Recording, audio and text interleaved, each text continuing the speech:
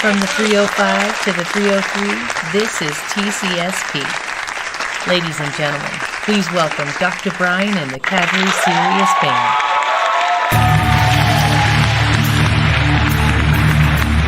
Welcome to the TCSP Mixtape Legends Battle.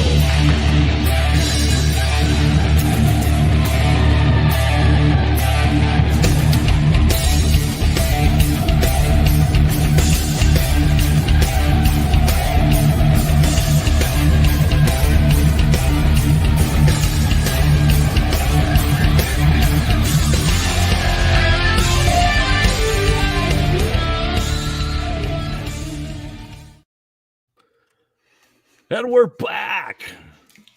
What is going on, ladies and gentlemen? How's everybody doing tonight? KenMan, how the hell are you, man? I'm doing great, man. Doing great tonight. How about yourself? I'm good, man. I'm good. If I'm being honest, dude, and I'm gonna say this right now, so I don't have to say it again. I'm a little nervous. And that's not even any bullshit, man. I mean, I've got a couple of guys that are on the show that are just big. They're big. They're big to me. They're big to a lot of people, man. And so I'm a little bit nervous, man, but I feel like I've got everything taken care of for the night. I think I've got everything lined up, at least in terms of videos and whatnot and intros, since we're really making sure we fight those the Facebook and YouTube algorithms. I'm not going to put any of those other live things up just so we can keep the flow of the show going. But right. Yeah, man, doing real good, man. How's your week been so far, even though it's only one day behind? This is what I like it. The beginning of the week, it's not, it's right where I need to be. It's Tuesday night. I don't want to be anywhere else but right here, and super excited about tonight's show. This has been something I've been looking forward to all week. So can't wait to get into it tonight.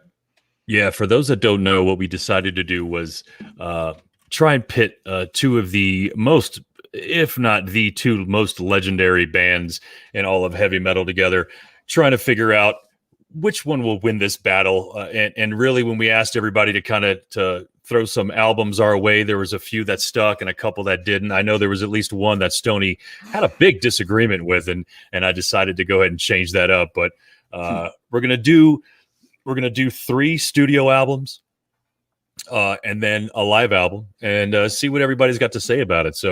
But we do have some really awesome guests tonight. We got a couple guys that are, I'm calling them Texas metal legends because they are.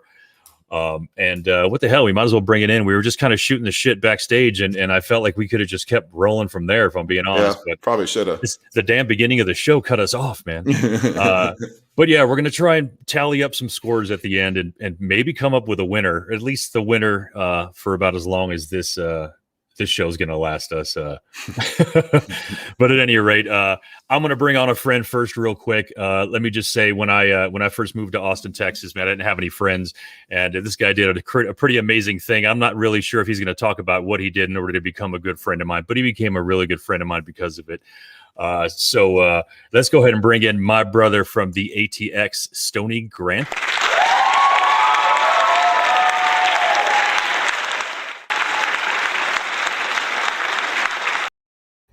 And you're in.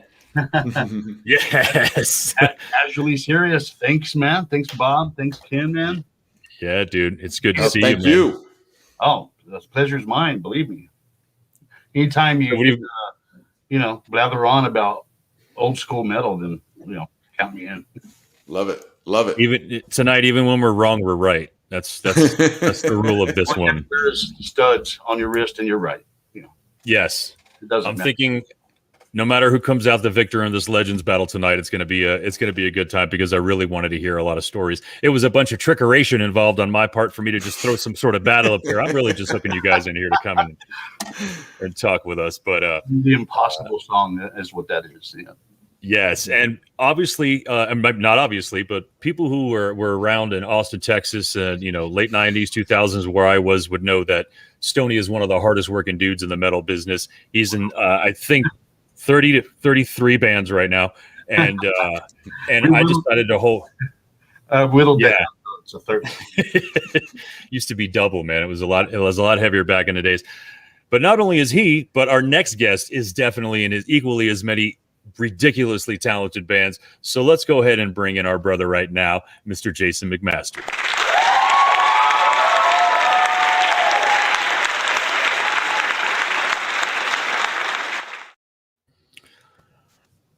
Hello, What guys. How's it going, man? Hey, I am Indy Cho. Thanks for having me, guys. Hey, man, thanks for coming. If I'm being honest, and I was saying earlier, I just did not expect either of you guys to be able to even find time to do it, and I felt very ignorant when I was texting you and giving you instant messages like, "Hey, meet up with me so we can check out this connection thing." I'm thinking, there's no way this guy has a podcast. There's absolutely no way. And lo and behold, you found time to squeeze in a podcast and amongst your other dozens of projects. Everybody has a podcast. You should know that by now, because if you have one, you know I have one. Stony, I can't wait to see Stony's podcast. It's coming. Yeah. No, Jason's got more energy and more drive than anybody else I know, so it doesn't surprise me one bit. Man, I don't know about any of that, but thank you for the accolades. Well, I'm saying my experience stops right around 2005. So you guys are held in this youthful vacuum of about 97 to 2005 in my mind. Although I did see Stony in 2008 when you came up to Denver to go to Heaven and Hell, when obviously Dio's last show out here in Red Rocks. But yeah, Jason, I hadn't seen you in a long time, man. Beautiful thing. Those two.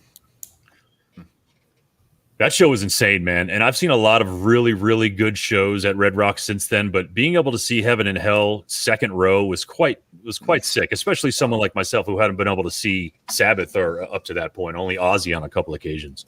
Yeah, it was incredible, man. There's not even a way to describe a word for it, really. Do you remember what was the first time?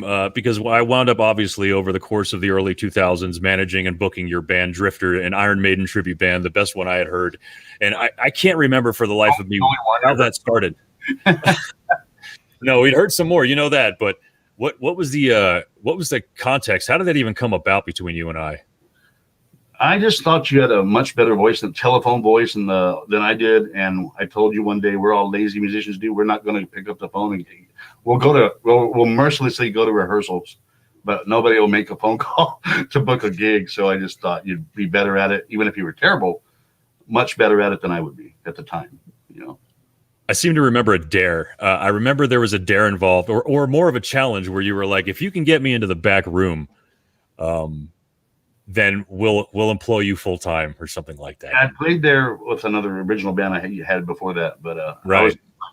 I'll always be like, okay, if someone turns me down, just so yeah.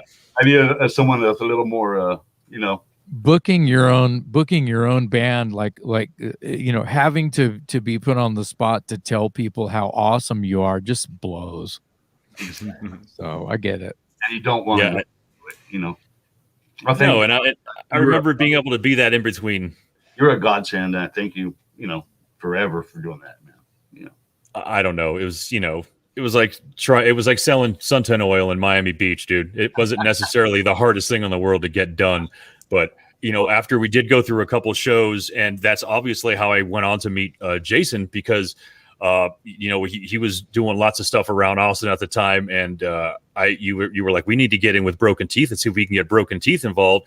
And obviously you had already had a history, Jason, with Big Balls and plenty of other people, and I was just kind of learning that whole circuit. But that's how I bumped into you and wound up doing a few shows with you guys, which was great.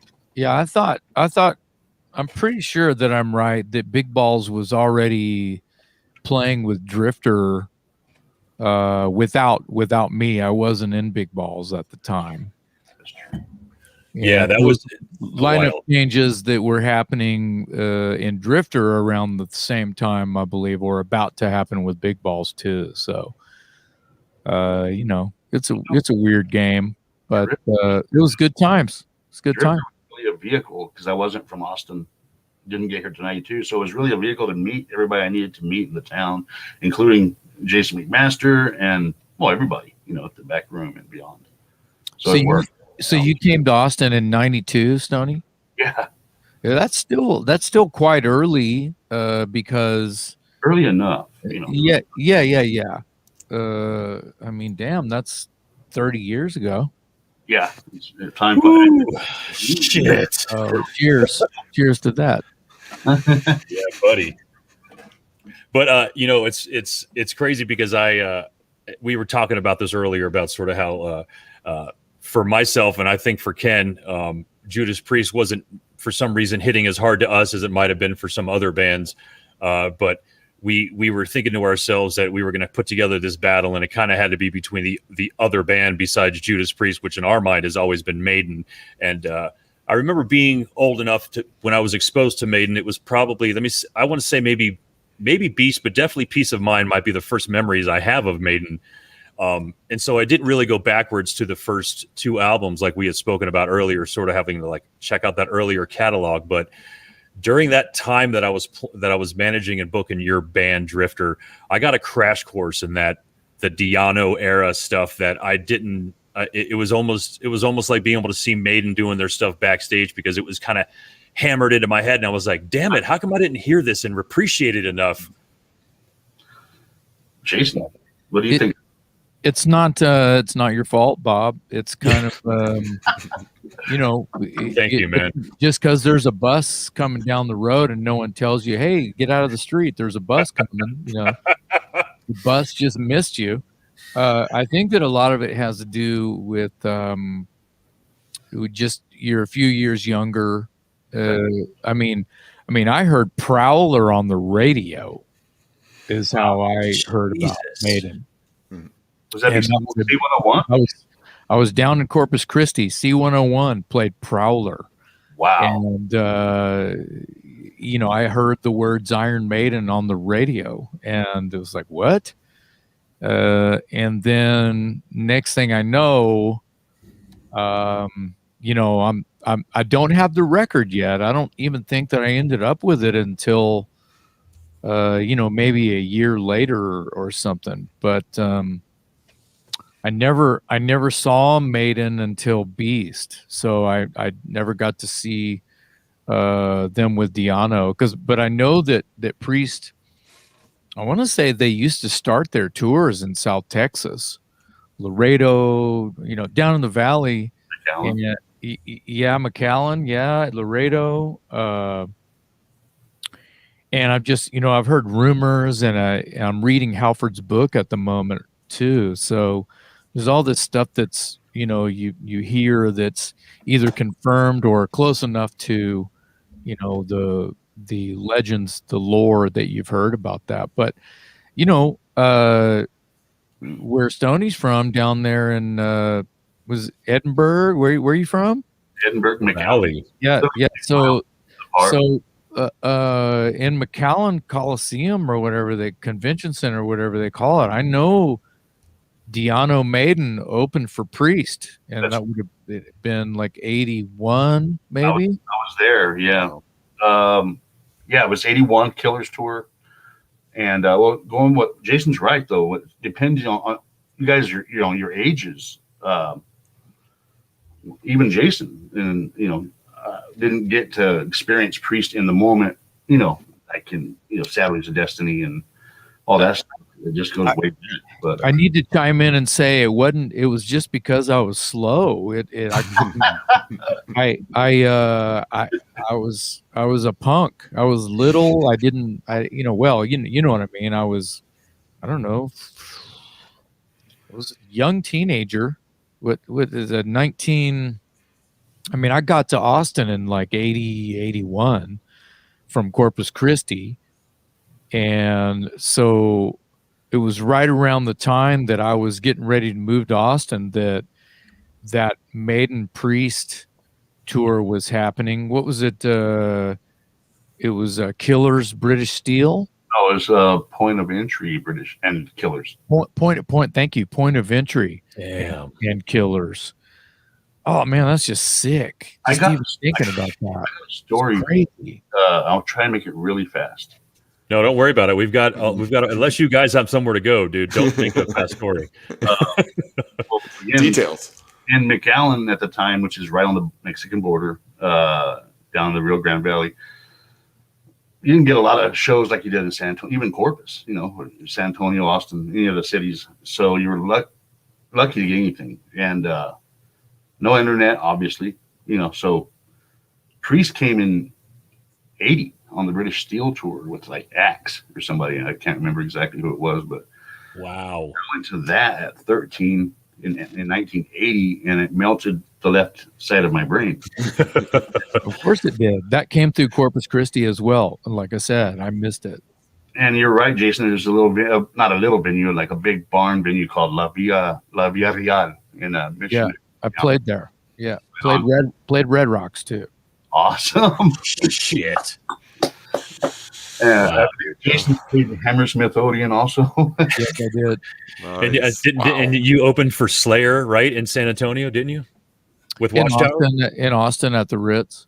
Oh, Austin, that's right. Yep. That's just ridiculous. On ridiculous. Thursday, November 29th, 1984. Okay, all right.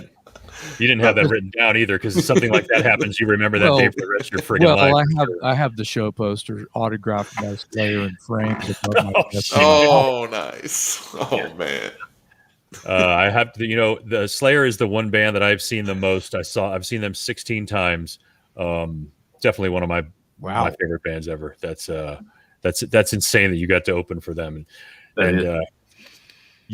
Texas is, when I moved there, I got a crash course on how important San Antonio and sort of certain areas of Texas are. If you fuck up there, you probably don't come back. And I remember like trying to book us at Strutter's out there and a couple of places that they were, the first time they were like, are you guys really good? And at that time, you guys are obviously already been good, Drifter, but I could tell that they were like, all right, if you screw this up, you're probably not coming back. But Texas was hardcore, man. They still are. The story Stony was saying about South Texas and Priest and Maiden coming through there, as well as San Antonio, and then kind of like finishing out what would just be a U.S. tour. Stony, out of the four of us, is the luckiest man here because he got to witness like the beginnings of what we would later call the new wave of British heavy metal.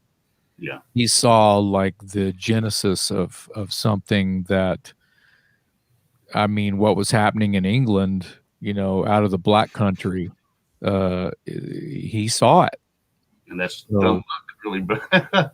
This conversation is over. Stoney's the winner. I didn't know this was Jason versus Stony. Holy shit. Stoney is the winner. It melted the first half of my brain. So the very next summer, I'm 14. Oh, Priest is coming back. And they're bringing a band no one's ever heard of called Iron Maiden. Who?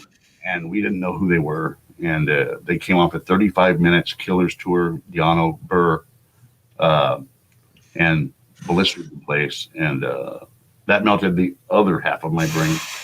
So at 14, it was already over. Like, there was no worse after that. Ken, real quick, I'm going to have to ask you, because we're both drummers. Who's your favorite? I'm taking Clive Burr in this one. He's just my favorite drummer for Maiden, and I'm not knocking Nico. I'm just saying, man, something about Clive, dude.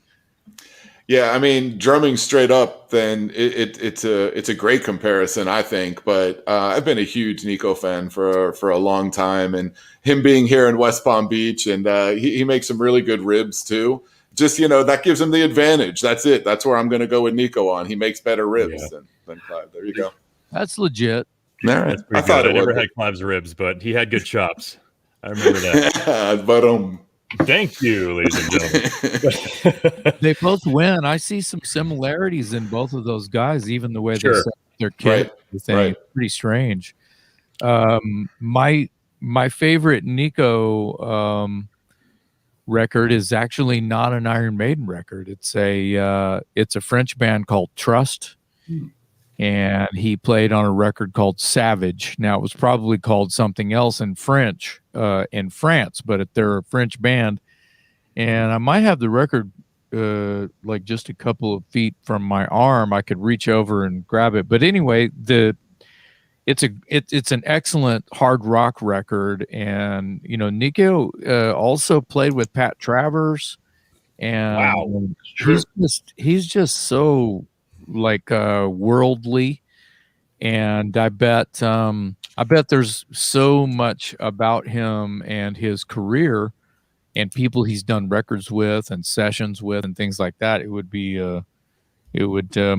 be fun to be a fly on the wall and hear him read his book, so to speak. He's I don't have a musician story, but I do have a little bit of a fan story with Nico. We went overseas and saw them play on the last tour on Legacy in Geneva and in Madrid. And when we were in Geneva, we were walking around and we look over and it's like, man, that guy looks familiar. And sure enough, there's Nico with his wife hanging out, having an ice cream cone, whatever. Walked over to him, talked to him for a bit. And here's a guy who lives in West Palm, not far from me. I've been to his restaurant tons of times and never see the dude. I keep hearing he's there the day before, the week before. And I have to go across the ocean to find the guy and meet him. And I'll tell you what, as a kid, like I said, I grew up a huge fan as a drummer. To be able to meet that guy, of all the members of the band that could have been walking around, it was Nico right there. And he spent a good 15, 20 minutes with my best friend, my wife, my daughter, and I. And we had a great conversation. It was great. I mean, really, the guy is a fantastic human on top of being an incredible drummer. Awesome. That is awesome, man. It's pretty crazy. Yeah.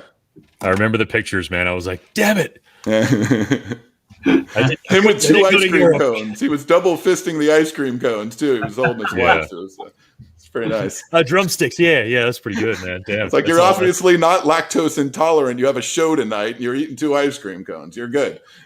That is layered for sure. Well, you know, we are calling this a Legends battle, so I guess we might as well get into the first one. So let's check out the first battle we're gonna try and find a winner for tonight.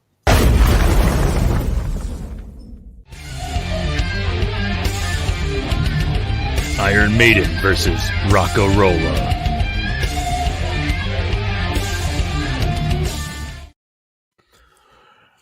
All right, so basically, when we're talking about these first couple albums on Judas Priest side, I had to actually go and listen to them over the last couple days, and I was actually kind of blown away with the first couple of Priest albums, man. It's just such a departure from what I was was thrust upon me when I was finally able to listen to them. But that first Iron Maiden album, man, has some pretty badass tunes on it, man. It was definitely one of those where if they were just, obviously they started off as a small band, and you were to see them produce those songs live compared to what was going on at the time, that's pretty crazy stuff, man.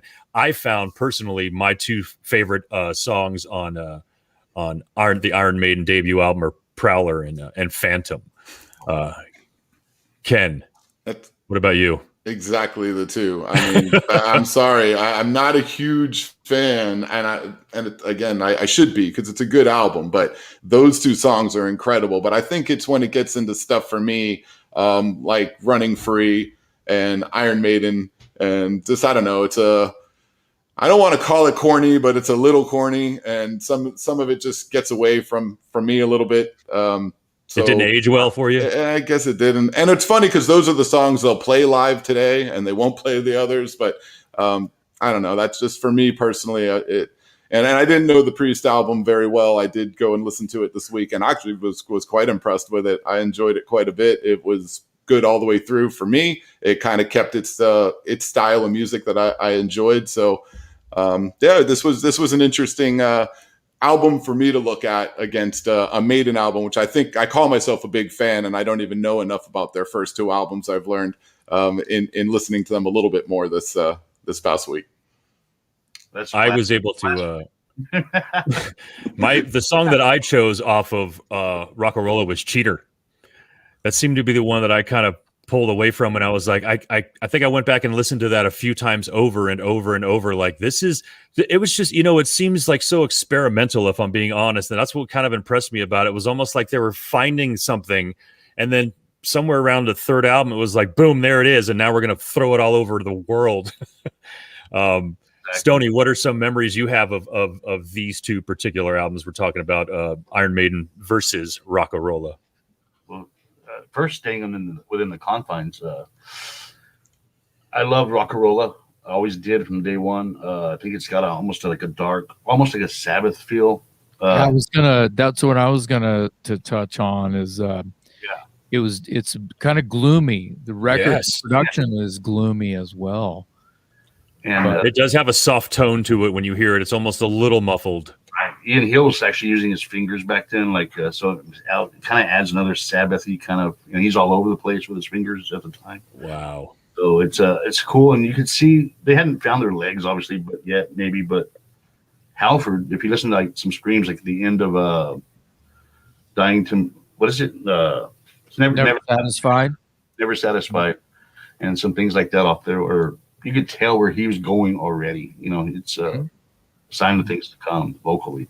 So I really like that, but I have to pick the Iron Maiden debut just for the sheer fact that it has Prowler, Phantom of the Opera, Sanctuary, Strange World, Transylvania. You can't beat, that I got to go with the Maiden debut on that. Remember Tomorrow. Yeah, exactly. Yeah. So I guess three of us have taken Maiden on that one. Jason, how about you? What are some memories you have of those albums? I really love Rockarola by way of like it's pretty much been said. What year again is Rockarola? It's 74. 74. Okay. So early 74, I think. So once again, it's not anyone's fault that they're older, or that Priest are the elder gents in this battle of debut records. And I'm thinking technology. Iron Maiden maybe had a little bit of a head start technology wise for recording. Definitely not like songwriting, but I don't know if age really has a lot to do with it. There's a lot of rotting old metal dudes that still write kick-ass power metal and thrash metal and just write songs, So, I think that the experimental side of Rockarola, I really liked. Like I said, I'm using words that you guys have already used to describe this. Stony's totally right on the Sabbath thing. I think it'd be very interesting that Sabbath was already, and being from Birmingham too, the same place. It's kind of crazy that Sabbath and Priest are from right there, and that just right down the road from each other. And Sabbath is like, a thing already from 70 on, being that their first record, charted and everything. Already too at that time. Yeah, they were already 4 records in, or at least three, when Priest just has one record out. And yeah, you could say low budget, and to get to the point, the Iron Maiden debut and then Rockarola. Priest, they don't like that album cover. I think that they feel like the tones are weak on the record. Like I said earlier backstage, I'm reading Halford's book, and so it's all there in black and white. His feelings about what's going on with the record, and the album cover, the record label came up with that, and it's like, what? Let's be as blatant and obvious as possible and call it, they may have even, I don't really recall exactly, but they may have even had a different title for it, even though they have a song, called Rockarola. But right. But Bob, I like Cheater. I think that's cool. Armored Saint covered Never Satisfied. There's a lot of reasons why the first Priest record is like this sort of like, floating orb. It's sort of like visiting, like Remember Me kind of thing. Yeah. And then the first Iron Maiden is just a slam dunk because it's energetic and it has like a punk rock thing about it. It I mean just it's just Motorhead. It's like it's over the top. Well, until the kitty cat comes but I think that there's something about all of it, and no one in this room has mentioned Eddie yet. So True. Wow. You know, come on, Eddie. That album cover, Derek Riggs, like completely stole the show. That is the reason why people.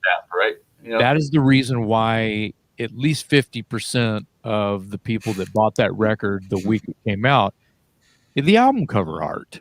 Right. You're 100% correct on that. And Right. that went for a lot of bands too. It's almost like if you didn't have that something good back in the day, you might have been past fingered, Right. Someone goes right past you for another record. And that be exactly, why the Toys took Eddie and put clown makeup on him so we could have him on our debut album too. And that's the damn truth, because I think when Stony said, and I'm like, I recognize this guy. Yeah, he's a singer of Dangerous Toys. That is what popped in my head, was that fucking clown just in my face. And I'm like, okay, it worked. It worked, because I don't know how many songs I might have heard, but I know the damn clown and I know the font for your band. Well, just because burned into my head right away. Well, all you got to do is think of Eddie wearing clown makeup, and never going to forget. A great idea, by the way. Yeah. Well, yeah, and no, I'm definitely jesting. I'm poking fun, but I mean, come on, it's exactly what it is. And the artist learned everything he knows from drawing Eddie. So. Hats off to Tommy Pons, who's an excellent artist, obviously. But that was kind of what was going on with me. Was I heard Prowler, then I saw the album cover, and I was like, okay, these guys know what's going on. They just take my money, kind of thing. but the record was insane for the time. Because it was punk rock, it was metal, it was progressive, and I think people thought that the beginning of the bass stuff, the little bass riff in Phantom, that I think that people thought that was guitar, because at the time in 80, 81 or whatever, people they didn't understand bass like that. Right. No way. Oh, that's like Alex Lifeson on the end of Working Man. Right. That's the truth, man. It's the same, it's a triplet little riff, and it's like done on a bass with fingers. And holy moly. It's like, Geddy Lee on crack. It doesn't have my brain when I saw it live. Oh yeah, I'm sure. Yeah, it probably made you. I'm sure you were already playing bass. I was already playing bass too. But the point is the point. I have to go with the Maiden. I think that, like I said earlier, it was early. The Priest they wanted to play rock and roll. It's all in the book. I have to give credit to Halford's book. It's called Confess. He had a band called Lord Lucifer. And Glenn Tipton had a band called Flying Hat. What the fuck is that? Anyway, Lord, Halford knew that he wanted to be this sort of like, even though he wasn't wearing it on his sleeve, he wanted to do this very dramatic, sinister type of music. And I think that he was dramatically involved in making sure that was going to happen, but it didn't quite happen yet until probably Stained Class or Hell Bent, But when you think about not to get, I think Sin After Sin, and I think that Sad Wings of Destiny, maybe Sin After Sin was way more metal than Sad Wings of Destiny, because Sad Wings still had the dreary drudge sort of doom and gloom vibe about it. I mean, the Ripper is so slow. It's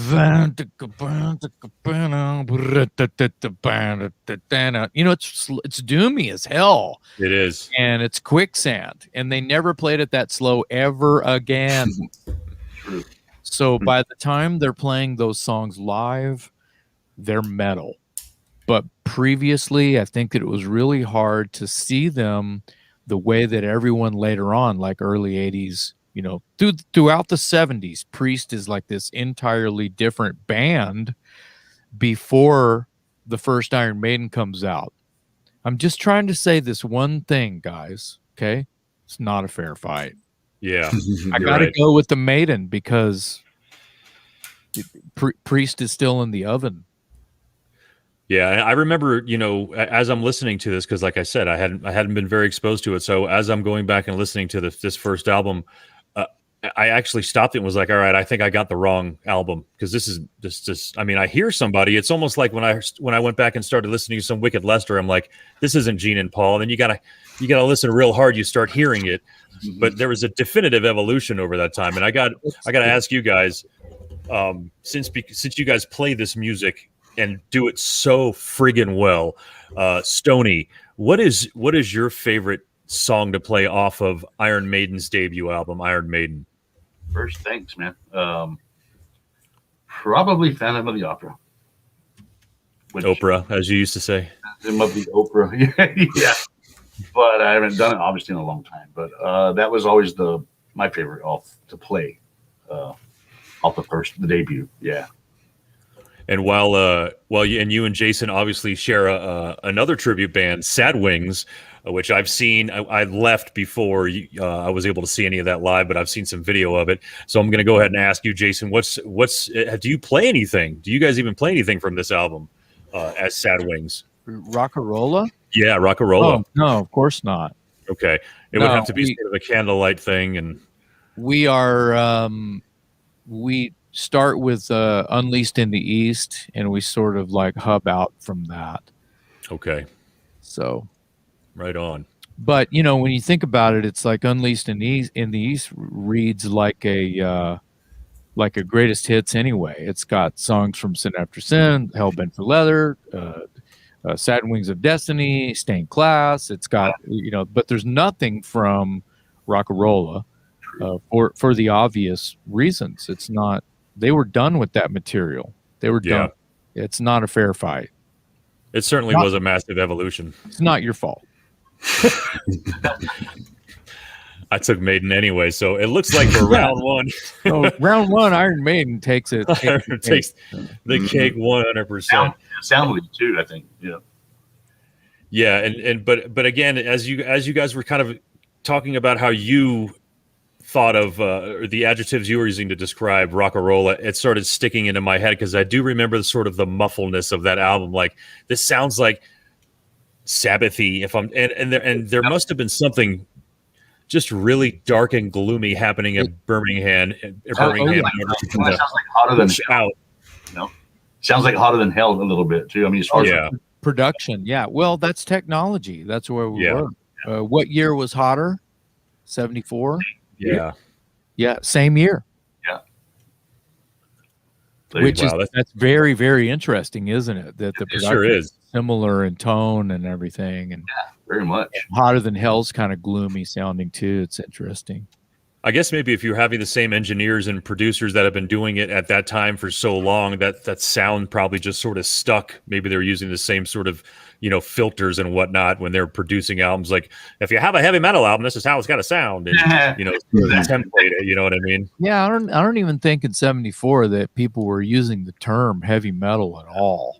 I don't think that. I think everything was just rock and roll, hard rock, heavy rock, whatever it was.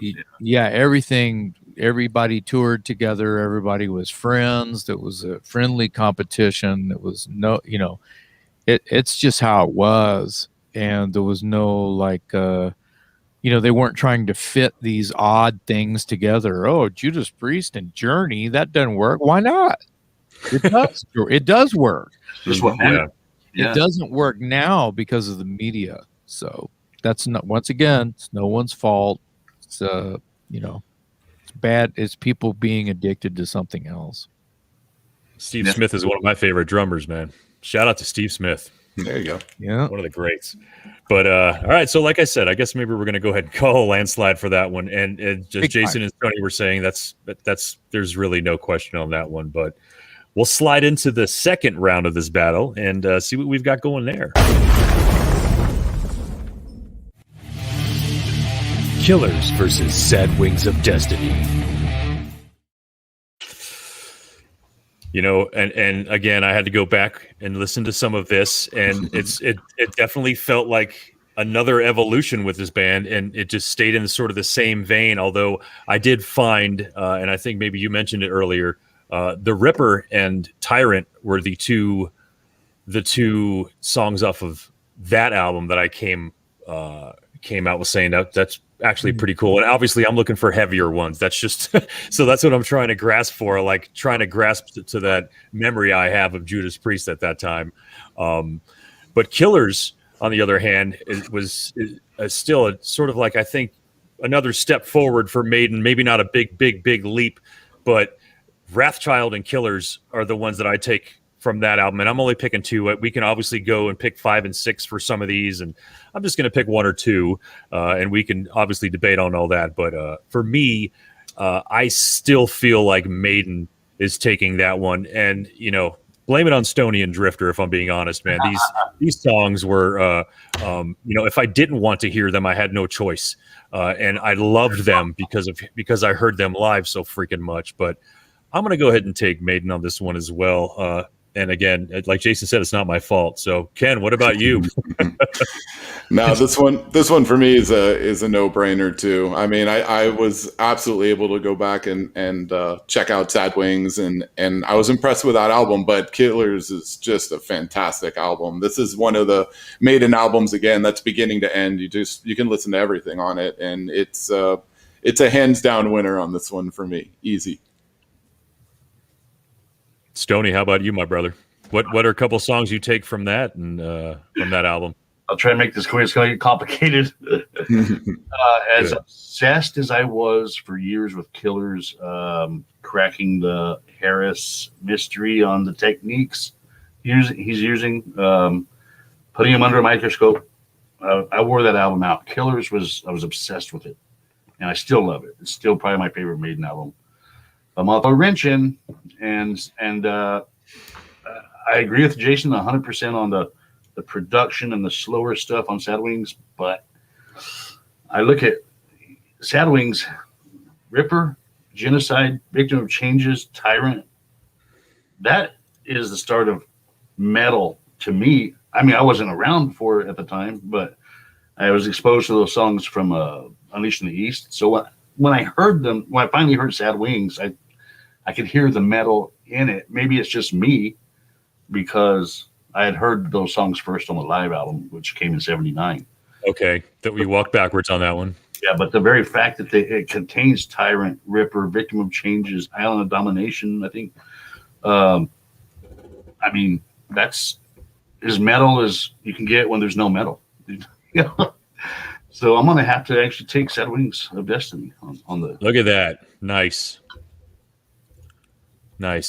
Stony took the Sad Wings on that one. What about this album? Obviously you said you loved it and you've heard it. How many, what about the song that you like from this album to play? Oh, in Sad Wings it is, you mean? Well, you know what? Let's go with either, you son of a. Double duty. That was a little floss. That was a little flex on Stony's part. I like that how you did that, dude. Well, which one of my tribute bands? Tyrant is probably my all-time favorite Priest song for some reason, and so I love playing that song a lot. That's the one I took away from that album, so that makes sense, I guess. And it sounds like nothing like the Unleashed in the East version, obviously, but the bones are there, and I love that song, period. Right on. So we got one vote there for Sad Wings on that one. Mr. McMetal, what about yourself, my brother? Now we are taken unto the island of domination. Damn. Nice. The all of the things that Stony is saying about Sad Wings of Destiny makes me love him even more. Here's a thing. So when I first started playing bass, because I'm originally a bass player. Wow. And I was like 13 when I was 14 or 14 in my first band playing bass, was afraid of the microphone. Get that thing away from me, you know. My first band played like every song off of British Steel. We played a bunch of AC/DC. We played like Rush 2112. So, I mean, I could get around on a bass, but I wasn't a bass player. Stoney's a bass player. Oh, you're a damn good bass player. Jason plays anything, guitar, plays all this stuff from Kill 'Em All. Yeah. Sings while he's doing it. Ridiculous. Well, I owe you some money now. But anyway, so what I was kind of getting at is I learned later on that, and you know, we did other Priest, we did Victim of Changes, we did Sinner, stuff like that in my first band at like age 14. We may have even done like something off of Stained Class. Anyway, you know, the first Iron Maiden wasn't out yet when you're talking about Sad Wings. So here we are again with the elder gents, Judas Priest, still finding the metal. Well, they had found the metal on Sad Wings, but they didn't even know it. They're still wearing chiffon and Stetsons and boas, you know. Yep. They're dressing more like a cross between, you know, mother's blouses and Stetsons. Yeah. Very weird. Go-go boots and stuff like that. Yeah. You know, they were dressing like the guys in Deep Purple, kind of. Yeah. Which were their idols, you know, Led Zeppelin and Deep Purple and the Beatles and stuff like that. And Sabbath, of course, too. But Sabbath kind of, you know, had a little bit of a glam sort of 70s bell-bottom world going on too. Just as far as when you like saw them live, you know, what else was there to wear, you know? Yeah. But the sound of Sad Wings of Destiny is still a little dreary. I feel like the production is a little bit better. But if you notice, the guitar tones are not, there's no high gain. It's still just a loud Marshall amp. It's a loud tube amp, right? Yeah.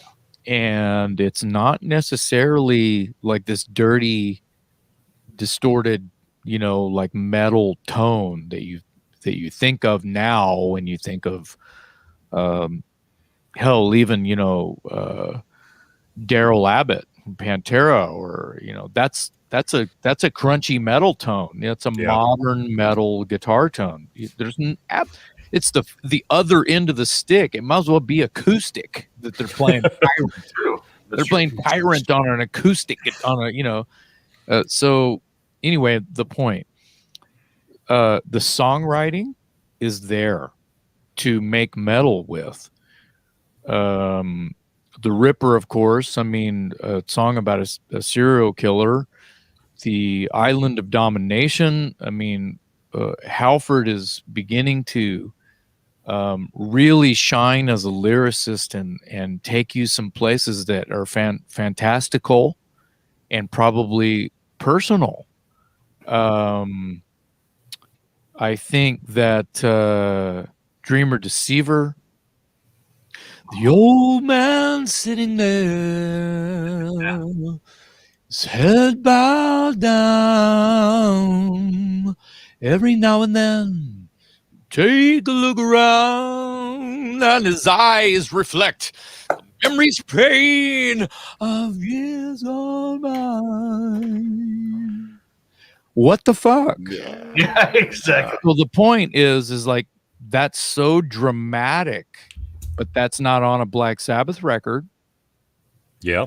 And you're going to hear that stuff again on other records. That Before the Dawn is kind of like, you know, the ballads that Priest were writing. I feel like they were really just writing whatever songs that made them feel good. But secretly, I really do feel like, well, it's not a secret, obviously. They really wanted to be a metal band. Absolutely. But the term was still almost not, you know, It's almost like the songs came before they could figure out the production end of it. Right, and Heavy Metal Thunder is a lyric written by Mars Bonfire, the Steppenwolf, right? Yeah. John Kay and them. At least that's what everyone says is the beginnings of that terminology, right? Well, yeah, and it's sort of setting a tone, because Born to Be Wild is I mean, it's a rock and roll song, but it's also the attitude of what metal kind of ended up being. And like Saxon, even Heavy Metal Thunder is a song, Saxon sort of borrowed that and made it a metal song, right? So anyway, I'm getting excited here. That's why I did this. I think Sad Wings is a beautiful record from top to bottom, and I think that Killers is, because it's later in the it came years, few years later, once again still has kind of all the winning punches because of technology and things like that. But I think that by the time you heard the songs from Sad Wings on Hellbent for Leather, and by the way, Judas Priest had already heard the debut Iron Maiden record. They knew they had to do, they knew what it was going on, but maybe the engineers and the producers they were working with, the recording budgets they had, they were a working band. They had a van. They were driving all over hell and back, playing at pubs and shit. They were trying really hard. They were working. And this is even a few years before Iron Maiden was working, right? So they're trying to figure it out. But Sad Wings of Destiny has the elements of, like I said, and just to be fair, by the time that they played them live, those songs were faster. By that time, the amps had a little more crunch. They had gone through like 4 drummers or 3 drummers by then. It was really Spinal Tap thing, level. Yeah. John Hinch, Alan Atkins and John Hinch. Yeah. Between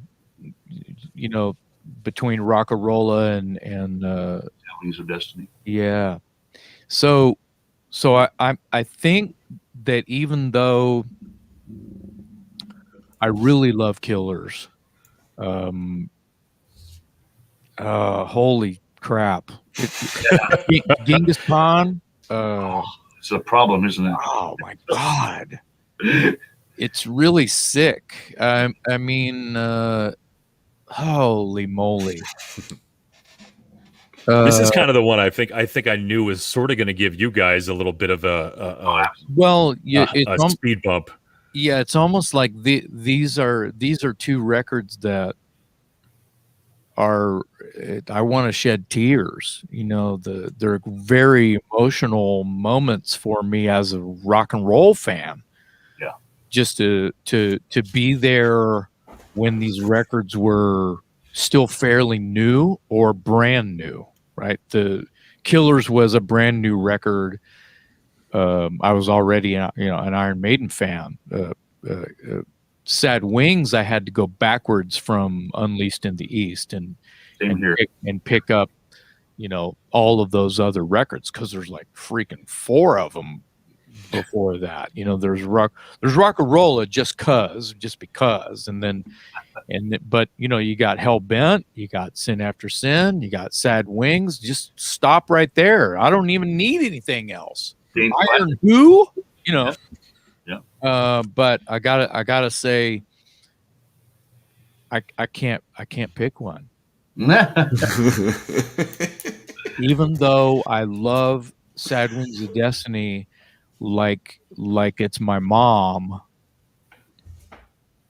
Holy crap. Yeah. Yeah. I mean, Paul Di'Anno is like a genesis of something. I think that he's like a Bon Scott. Yeah. he's like this guy hanging out on the corner that'll go play a game of pool with you, and y'all just met. With a switchblade in his pocket. He's just this guy, he's just smoking cigarettes and drinking shitty beer, wearing a leather jacket and tennis shoes, and he'll stay up and party with you all night. And Bruce Dickinson is not that. Right. Not at all. He's like a ballet dancer that you want to hang out with. Diano definitely had a lot of definitely a dangerous air to him, sort of like Peter Criss, in the first few years, like where you didn't really want to mess with them and or at least piss them off, if I'm being honest. Yeah, there's some demons, just like Bon Scott had some demons. Yeah, things like that, and they obviously caught up to Bon and shit, you can say they caught up to Paul too.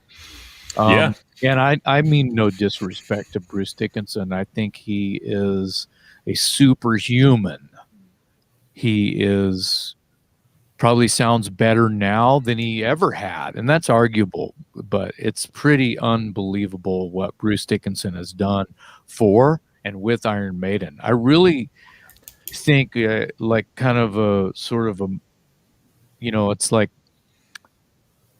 I'm Steve Harris and I'm struggling with my singer, and I'm looking over at Samson, Bruce, Samson, and it's like, hey, there's Bruce over there. Man, he sounded really, really good. This is going to be easier than I thought. That's what I think, Steve, actually. Third eye, kind of wide open, going, yeah, I see this coming. Mm-hmm. Yep. And Bruce is like, just keep them warm for me. Yeah. Keep them warm for me. Yeah. Well, Bruce has gone on record saying how much he liked Maiden. He was watching them from afar. Well, that's what. Yeah. And I like interviews and stuff where Bruce goes, "All right, I'll be your singer, but I've got my own ideas." And boy did he. I think he was. I'll give him the credit. He's a better lyricist. I think he's more of a swashbuckling pirate, good-looking pirate kind of a guy, and Paul didn't stand a chance. Right. But there is something about the guy that'll play pool with you all night long and buy you beer all night long, which is not Bruce. It's true. Just when you see two guys walking down the street. Right. Yeah. I'm going with Sad Wings of Destiny. All right. I was hoping we could stretch that out long enough to a point where you would come to an answer on that one, because I didn't know if you'd pick one. Sorry, it took really so didn't long. know. I had to go deep and it doesn't matter. Dramatic. Both of those records are. Jason's absolutely 100% on the target. I was obsessed with Killers far before I even got into Sad Wings of Destiny. So there's that too, and it's the older record, and it just took you a second. Exactly. So let me ask you, and I'll ask you, Jason. Do you think Maiden had a bigger evolution over their first two albums than Priest did, or do you think Priest sort of wins the evolution battle over the course of their first two albums? Well, I think that Priest's first two albums are not night and day. I think that their earliest songs were just not quite ready to come out of the oven. And I think Sad Wings of Destiny, it just like what Glenn Tipton had decided, what he decided was going to be Judas Priest music didn't really become solid until Sad Wings, which is, I think they were writing Sad Wings material while they were recording Rock'n'Rolla. Probably. But I think that it was this like sort of like the candle was brand new on Rock'n'Rolla, and it hadn't melted into this like vision yet. Terrible metaphor, but they had to age a little bit. The wine didn't taste right. Hey, I got a bottle of wine. Well, this isn't going to taste good until another year from now. It was still in gas form. It hadn't actually solidified yet. Sure. Sure. But once again, just want to be a nerd and say that, Stony, if you were into, this is another time frame issue, that if Stoney's obsessed with Killers, Well, Sad Wings was, came out way back there. Yeah. So he had to work his way back into it anyway. Exactly. And that's completely fair. But by the time and dude, Stony chose Sad Wings over Killers. And even though songwriting, I mean, everything else, Killers pretty much knocks it on its ass. yeah, and I agree with you. But still, Sad Wings was still cooking. It wasn't quite to taste yet. Right, but I still, probably those handful of songs on Sad Wings are probably better than anything in a songwriting capability than Killers has, probably. I think they're a little better songs. Man, that's maybe with melody and stuff. Just the song itself, not that the production's off compared to Killers. Yeah. Energy's not where Killers is, and Killers is Killer, right? But Killers is it's off the hook. Killers is once again, it's got that punk rock energy. It's it's like crazy. There's a bunch of it's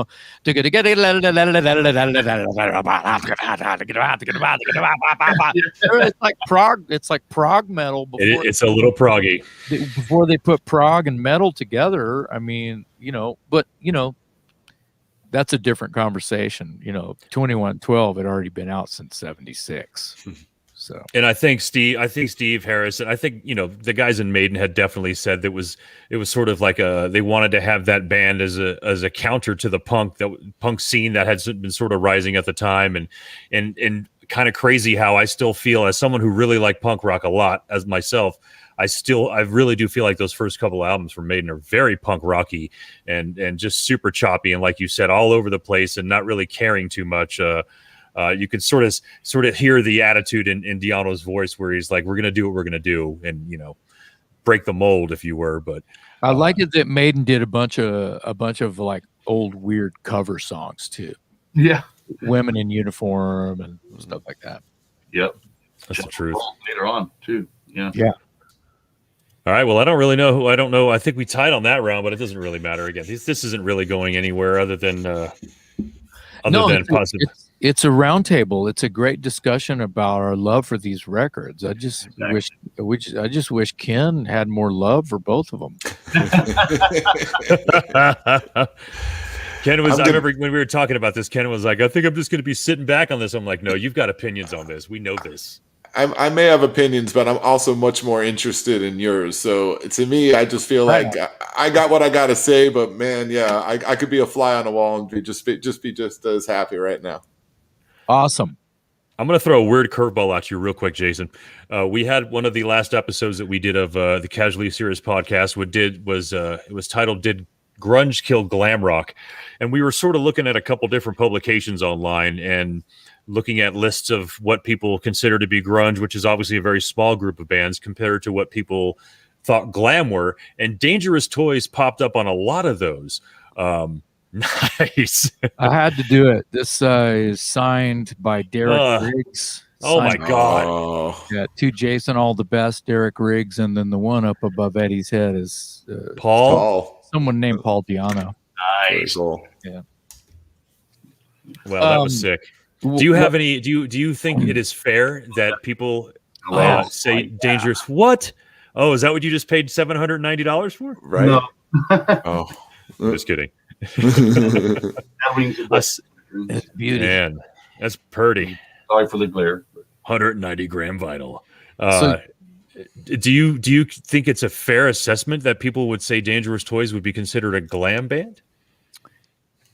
Well, I think that the media decided what box to put bands in and styles of music in. I don't think the bands or the fans had a freaking chance to sort of assess what kind of music it is. I've heard Dangerous Toys called sleaze. I've heard it called hard rock. I've heard it called heavy metal. I've heard it called rock and roll. I've heard it called this is not my favorite moniker, but hair metal. I've heard it called and people lumped it in with whatever was easier for them to not have to explain to their parents, their teachers, their other friends. Oh, you like hair metal? Oh, you'll love Dangerous Toys. It's like they didn't say, no, wait a minute. I know you like hair metal, but this is a little bit different, a little dirtier, a little faster, a little edgier, a little more metal maybe, but yet still rock and roll because it has all the boogie woogie. It had the Texas in it, you know. It had a little bit. I feel like the Toys sounded different than Pussycat and Warrant and LA Guns and even Guns N' Roses, even though the comparisons were going to be there because I have red hair, tattoos, and I sing high. So, all right. Yeah, I think that grunge, once again, like hair metal, is a term that a journalist pundit came up with. I'm not mad at those guys, but I feel like it's something to call a kind of music that somebody else might not know what to call it other than rock and roll. And what the fuck is wrong with rock and roll? That's what I feel like. A lot of bands, I mean, musicians don't go out saying, hey, I'm going to be the greatest classic rock band ever. I'm going to be the greatest grunge rock band ever. Like that, that doesn't happen for musicians, for you guys. So you're right. It's totally a media thing, and it's how it gets played out. Like you guys were talking about earlier about the radio in Texas. We weren't getting that in South Florida. I'm just telling you, those bands weren't played on the radio in South Florida that you guys were speaking about earlier. Especially in the early to mid 70s. Right. That's when that was happening. Exactly. You know, the first Rush album, the first Kiss album, it was being played on the fucking radio. Right. Right. Because someone heard it and fell in love with it and decided, I'm a DJ and I'm going to play this. I don't care what anyone says, and it worked. And you were allowed to do that. DJs actually had free range to actually choose the music themselves back then. Nobody knows of that today. That's not the way it works anymore. It's all business and it's all decided ahead of time. Right. But that goes to your point that at the end of the day, it's the media that's the one that's categorizing all of this and making up these types of headlines and now these battles and pointing who belongs where with music. But at the end of the day, it's going to be up to us. It's going to be the fans that are going to decide what they like. You know, and the point about, to me, Dangerous Toys is actually a perfect example. Bob and I were speaking the last week's show ahead before we went on the air, and that was actually a band I brought up. I mean, before I even knew you were going to have any part to do with this, I actually brought that band up saying, well, there was a band that I would see a video or whatever and be like, I like this. This is better. This is better than what is being brought to us right now, and I appreciated it. And it was a different sound, and it was something that I think some fans needed at that time, even though we had this other music kind of coming into play around that same time.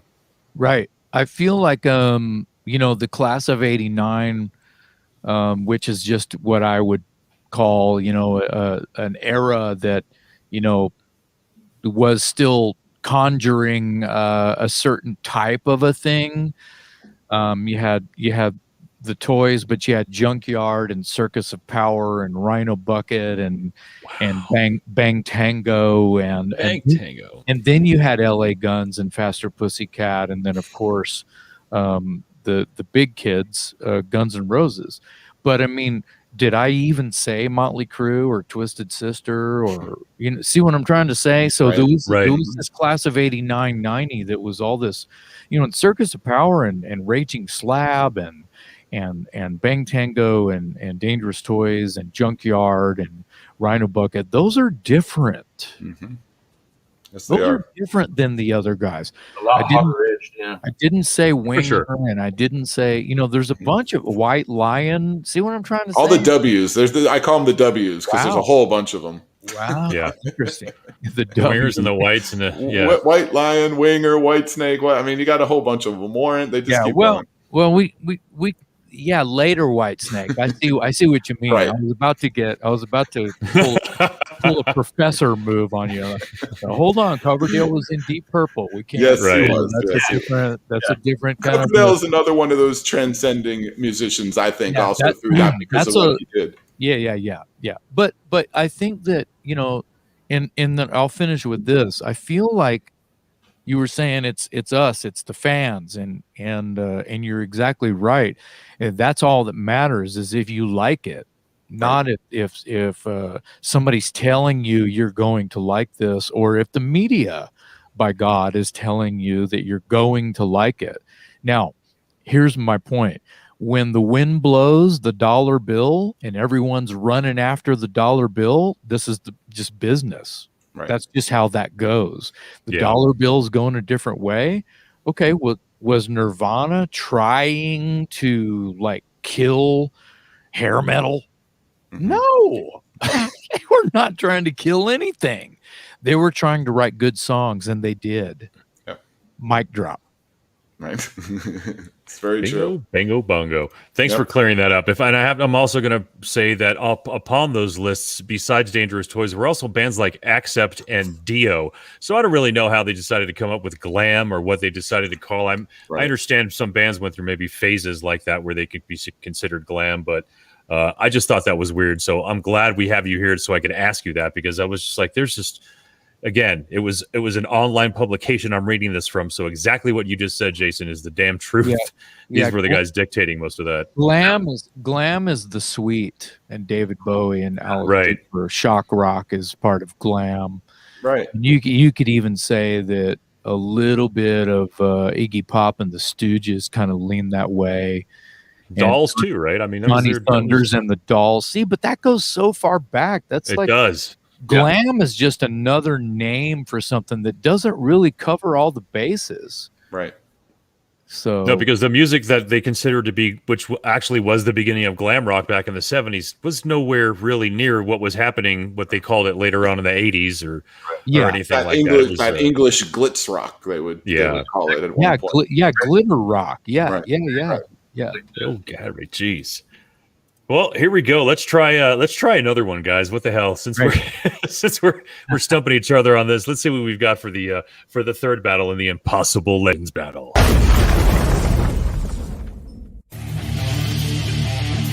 The Number of the Beast versus British Steel. Yeah, here's an easy one again, huh? Nice. Fuck you, Bob. Hi, what are you trying to do to us, man? Exactly. Hold on a second. This shit doesn't work. I'm out. Yeah, I don't get it. It's uncalled for. Yeah. It's unnecessary, but look, this is not going to. It shouldn't be any different than Bob coming over and knocking on your door with a doob in his mouth, saying, "Let's talk about these bands and see who's better." Like that might have happened 30 years ago. Would you say the impossible? Would you say the Impossible Legends battle? That's right. That's what it is. Yeah, exactly. I don't think I started this thinking there would be a winner here. We're just going to go for a number and figure out what the hell that's going to entail. I absolutely love those words together. Impossible Legend. Yeah, perfect. Yes, that's so metal. Well, next release, huh? Maybe. We're talking about a couple of pretty crazy. Like I said, the comparison here is going to be tough. And when I went and again had to sort of listen to more of the songs off of these albums that I might not have heard recently over and over again, I pulled a couple favorites from British Steel, and I don't know really. I'm anxious to hear what you guys think. I pulled two songs, and again, I said I was only going to take two. Number of the Beast is easier for me, but off of British Steel, I went with Rapid Fire and You Don't Have to Be Old to Be Wise. Like I said, I'm listening to these albums, and I'm going to go back to a few that I keep playing, whether it's riffage, the heaviness, because I think someone like me, as I started getting older and listening to these bands, I wanted something heavier or maybe even louder or maybe more creepier or intense or something, but there needed to be something sort of heavier and more meaningful or melodic about it. And I found that on British Steel, and I definitely found it obviously on Number of the Beast, which I came out with The Prisoner and Hallowed as my favorites from those. So this one actually, if I'm being honest, was a little tighter than I thought it would be. Coming in here as a pretty big Maiden fan, when I heard You Don't Have to Be Old to Be Wise, I was like, this is pretty badass, dude. Like, we're starting to hear some things where I'm starting to recognize as Judas Priest as I know Judas Priest. Number of the Beast, obviously, we're talking about Dickinson coming in and doing some crazy shit and just kind of blowing everybody away. I myself, I'm just going to give it to Maiden on this one. KenMan, how about yourself? What do you think? All right. Well, this one definitely, British Steel was the album that when I did go back and kind of check Judas Priest out a little bit more, working backwards as well, was the album that caught my eye for sure, my ear, and it kept me the longest and it kept me coming back the most. So by far, it's my favorite Priest album. But unfortunately, in this battle, you've picked my absolute favorite Maiden album. So this is a a no-brainer for me. Unfortunately, I think British Steel would have beat the first two albums from Maiden for me for sure. But it's not, unfortunately, going to be able to beat Beast. So I'm taking Beast on this one. I like you, Ken. Thanks. Thank you. That's very well put. Yeah, appreciate it.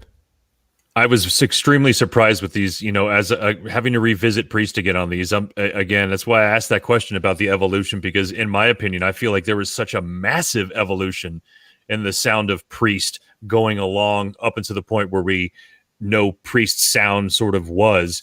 Then there is sort of in Maiden. I think Maiden, even though there is definitely a change in some of it, the approach was to just maybe get someone that sang a lot better than Di'Anno, and obviously the operatic range of Dickinson is what they were met with. But I just feel like Priest went through this bigger evolution, in my opinion. I was this close to taking that album, man, but I just heard Beast so much that I think it just won based on how many times I heard them. So, Stony, what say you? It's like family, yeah. Beast. Well, first of all, before we move on, hat tip to Jason and Dangerous Toys. That debut album, we were listening to it back on the border, even before I ever moved here, man, at keg parties, and it's good stuff, by the way. Thanks. It's a keg party record. Absolutely. And a lot of beers were hoisted to that as well. Perfect. Going back to the Impossible, Legends battle. I'm going to say fucking Stony, the bass player. I love it. This is what I wanted to see. Not probably going to take Mr. McMaster by surprise at all, but you two guys might find it weird. I was already a big Priest fan before British Steel came out because of I got into Unleashed in the East, Stained Class, Hellbent for Leather, or Killing Machine. Same. Yep. And they had a drummer named Les Binks. So we've basically skipped all these Priest albums going into British Steel here, which is, you got to, right? But he was a really organic sounding drummer and gave Priest a whole different sound on the three albums leading up to British Steel. So when I actually first heard British Steel, I was kind of let down. The air kind of went out of my sail because it was really straightforward and dry, and compared to what Les Binks had been doing with them. So, I love it, obviously, all these years later. Number of the Beast is just too powerful. I have to go with Beast. So. You're going with the Beast. Is there any songs off of that album you liked playing the most with Drifter? Hallowed Be Thy Name. It was always fun. That was always a real fun. Plus, it was the last song, so if your amp hadn't cut out by that point, you could have a lot of fun. Probably is. I remember Homer preparing for that song on a couple occasions. So yeah, I believe that 100%. That's a tough one, man. That's a real tough song, man. Like, wow. All right. Yeah, Number of the Beast. That's fine. How much? No matter how much. I gotta go now. I don't want to see Jason turn red. Jason, what say you, my brother? I think half of Beast Watchtower covered. We covered about half that record. We did Hallowed, we did Number, we did Invaders. We did. Thank you. I've got the set list right here. Yeah, that's gonna help. We did Run. We did Gangland. We did. I think we did The Prisoner. Nice, great jam. We did over half the record.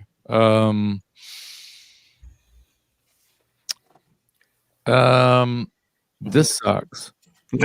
But I will, the first band I was ever in, like I said earlier, I was a bass player. We did all, like, pretty much the entire record of British Steel.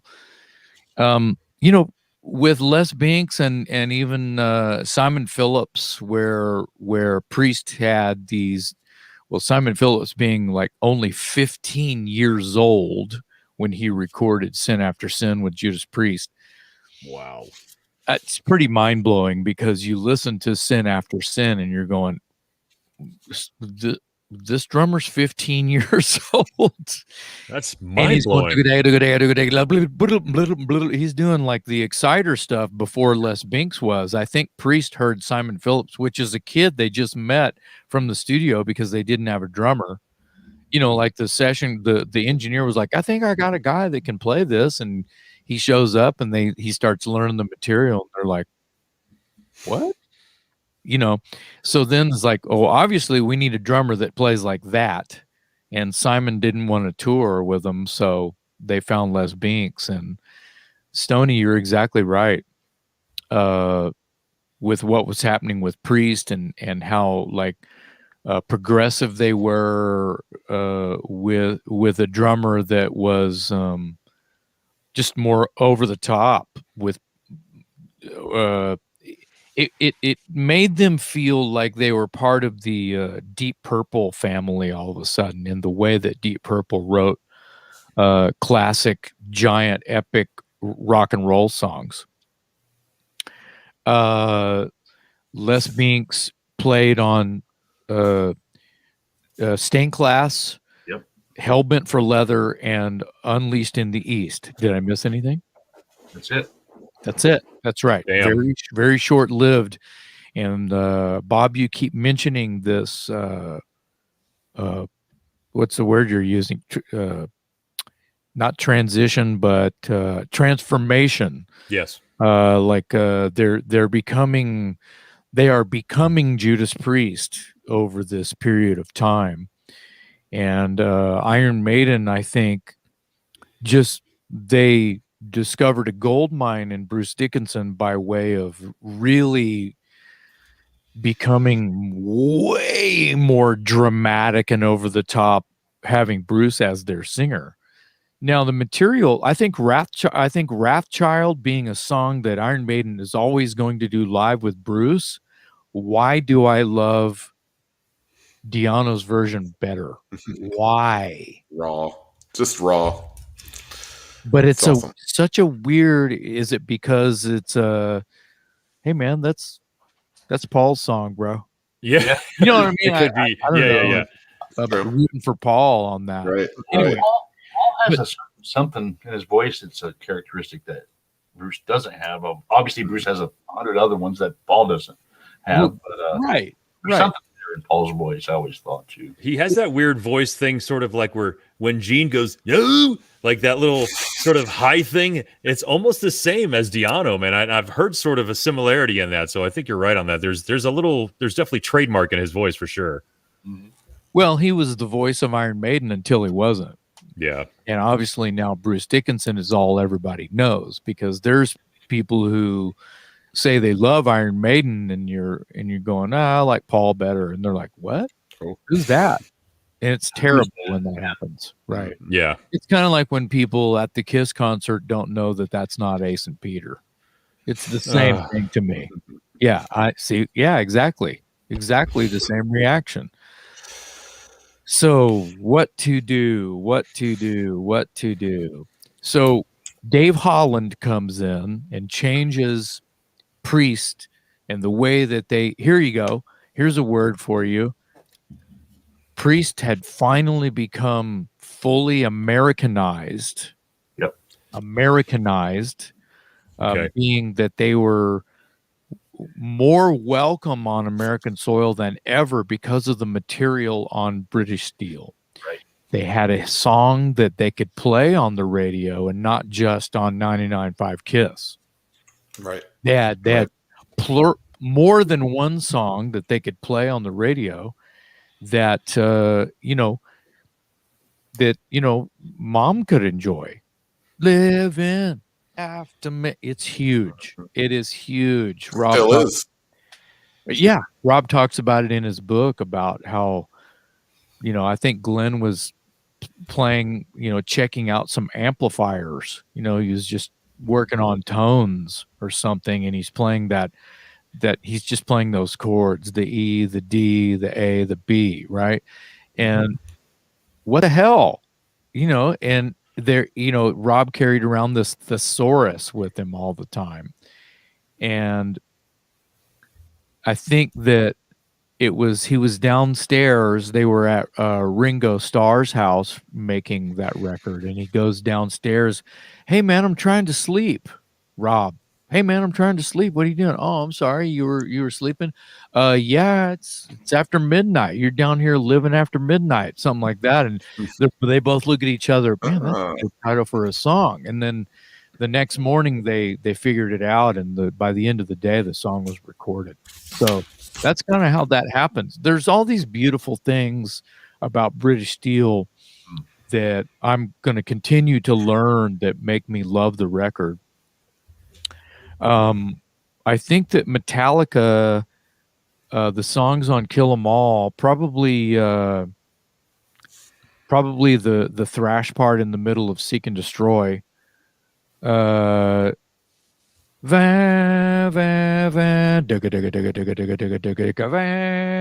just reminds me of Rapid Fire so much. All right. I feel like there's not a chance in hell that people would know thrash metal at all without songs. I'm going to British Steel.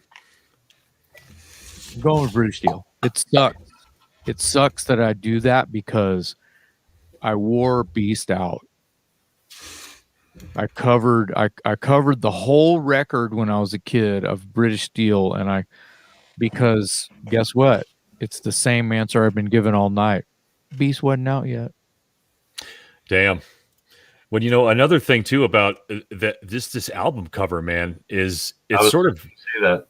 It's obviously, we know the badassness of it now, and I've seen everything from some hip hop to new wave using this in either an advertisement form or some form, trying to obviously to get a little bit of more views or whatever they would get off of it. But it's such an iconic album cover, and I think I remember seeing it so many times before I even heard the album or even knew what songs to put on it.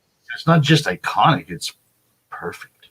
It's a perfect album cover. It really is. Originally they had blood dripping down the fingers. That's true. It's just too much. And I think I don't know if I want to give Rob Halford the credit, but I think that he was talking about it in the book about how take the blood off there because it's too gross. It's just to use a word. And I think that, we're holding a razor blade and we're not even getting cut by the metal. We are the metal. How can we cannot be hurt by the metal? Deep. And I think that, hell, I've stole that album cover. Igniter has a covers album that we used that. How can you not, man? Right? Yeah, exactly. So, but I think that I really, really love what Derek Riggs was doing by having a mascot, by giving Iron Maiden a sort of a symbol, like kind of a skull and crossbones or Motorhead's War Pig, or he was giving Iron Maiden this.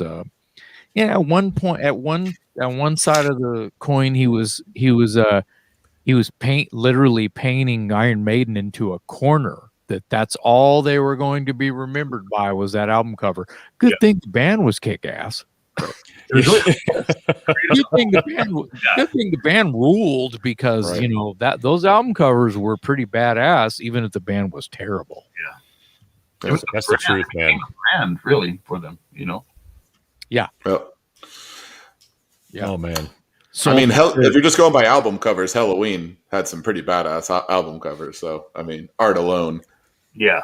Oh, we could go on about that all night. Yeah, I'll tell you that's another show. That Sad Wings album cover is sick too, man. Like I think it sort of fits along with sort of the epic album covers of the 70s, you know, like Blue Oyster or any of these bands that had these epic albums. You had to have an epic cover, man. If you're gonna try and let everybody know that what's inside there is deep and epic as the art you have on that album cover. And that's why it was always such a thing for us growing up, being able to flip through albums and eventually maybe even tapes and stuff like that. It was a very beautiful experience and something I'm sad that some folks don't really have the ability to do anymore. When I was a kid, I bought days are over. I bought albums just because of the covers when I was a kid. Yeah. Sometimes, you know. I even went so far as, I know I did it with Kiss all the time, but with when it came to trying to draw Eddie, I had the eyes perfect. Everything else I was horrible at. And there would always be trace marks on a lot of my Maiden albums because trying to go over there and I couldn't even trace it as good as that guy did. Well, as I said earlier, I really believe that. I mean, it was a total influence and on Tommy Pons, the Toys artist, but not only Tommy. I mean, you're saying yourself you wanted to learn how to draw that just because it was so kick ass, and you're like, wow, how is that even the thing, you know? And meanwhile, there's just these guys like Derek Riggs and many, many others who are just able to come up with this sort of zombie face, you know, that who knew that this little monster guy was going to be on the cover of every Iron Maiden record. And that's like, you know, I don't know, like 30 albums, 40, who knows, who's counting? And the subject also of pretty much all their stage shows. I mean, everything is basically about where's the Big Eddie coming out, whether it's the mechanical on stage or the big guy behind. Something's coming out. Yeah, and they're using the theme of the art for the stage set too, which is just smart. It is. AC/DC does that. I mean, it's just smart when you're that type of a brand of a band. That's kind of part of it. Pink Floyd, you know, Kiss, I guess a little bit, but absolutely. And I think Zorlak, some of the Zorlak Metallica album art too, sort of like felt a lot very, very similar to some of that Riggs stuff as well. I remember seeing that a little bit later, was like right in that vein where you know, again, album covers were still badass at the time. So if you had a badass album cover, that's Pusshead. There we go. Pusshead. Thank you. Famous like skateboard artist, like underground punk rock artist, Pusshead. I don't know the cat's real name, but he's badass. I may be wrong about this too, but it seems like he might even been the guy that designed the Misfits Ghoulie guy. I don't know. I think he has a nickname, but but listen, I think that Iron Maiden and Derek Riggs influenced even Megadeth with Vic, the Rattlehead. Sure. So it's, you know, that's a mascot type of a thing. Is there even another band that took it that far? I mean, I don't think anybody's close to Iron Maiden's Eddie branding.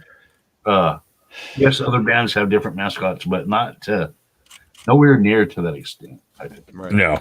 No. I mean, Dangerous Toys, we continue to rip that off. So it's nowhere near what. Yeah, it's not doing what Iron Maiden does. So I guess we owe a lot to Eddie.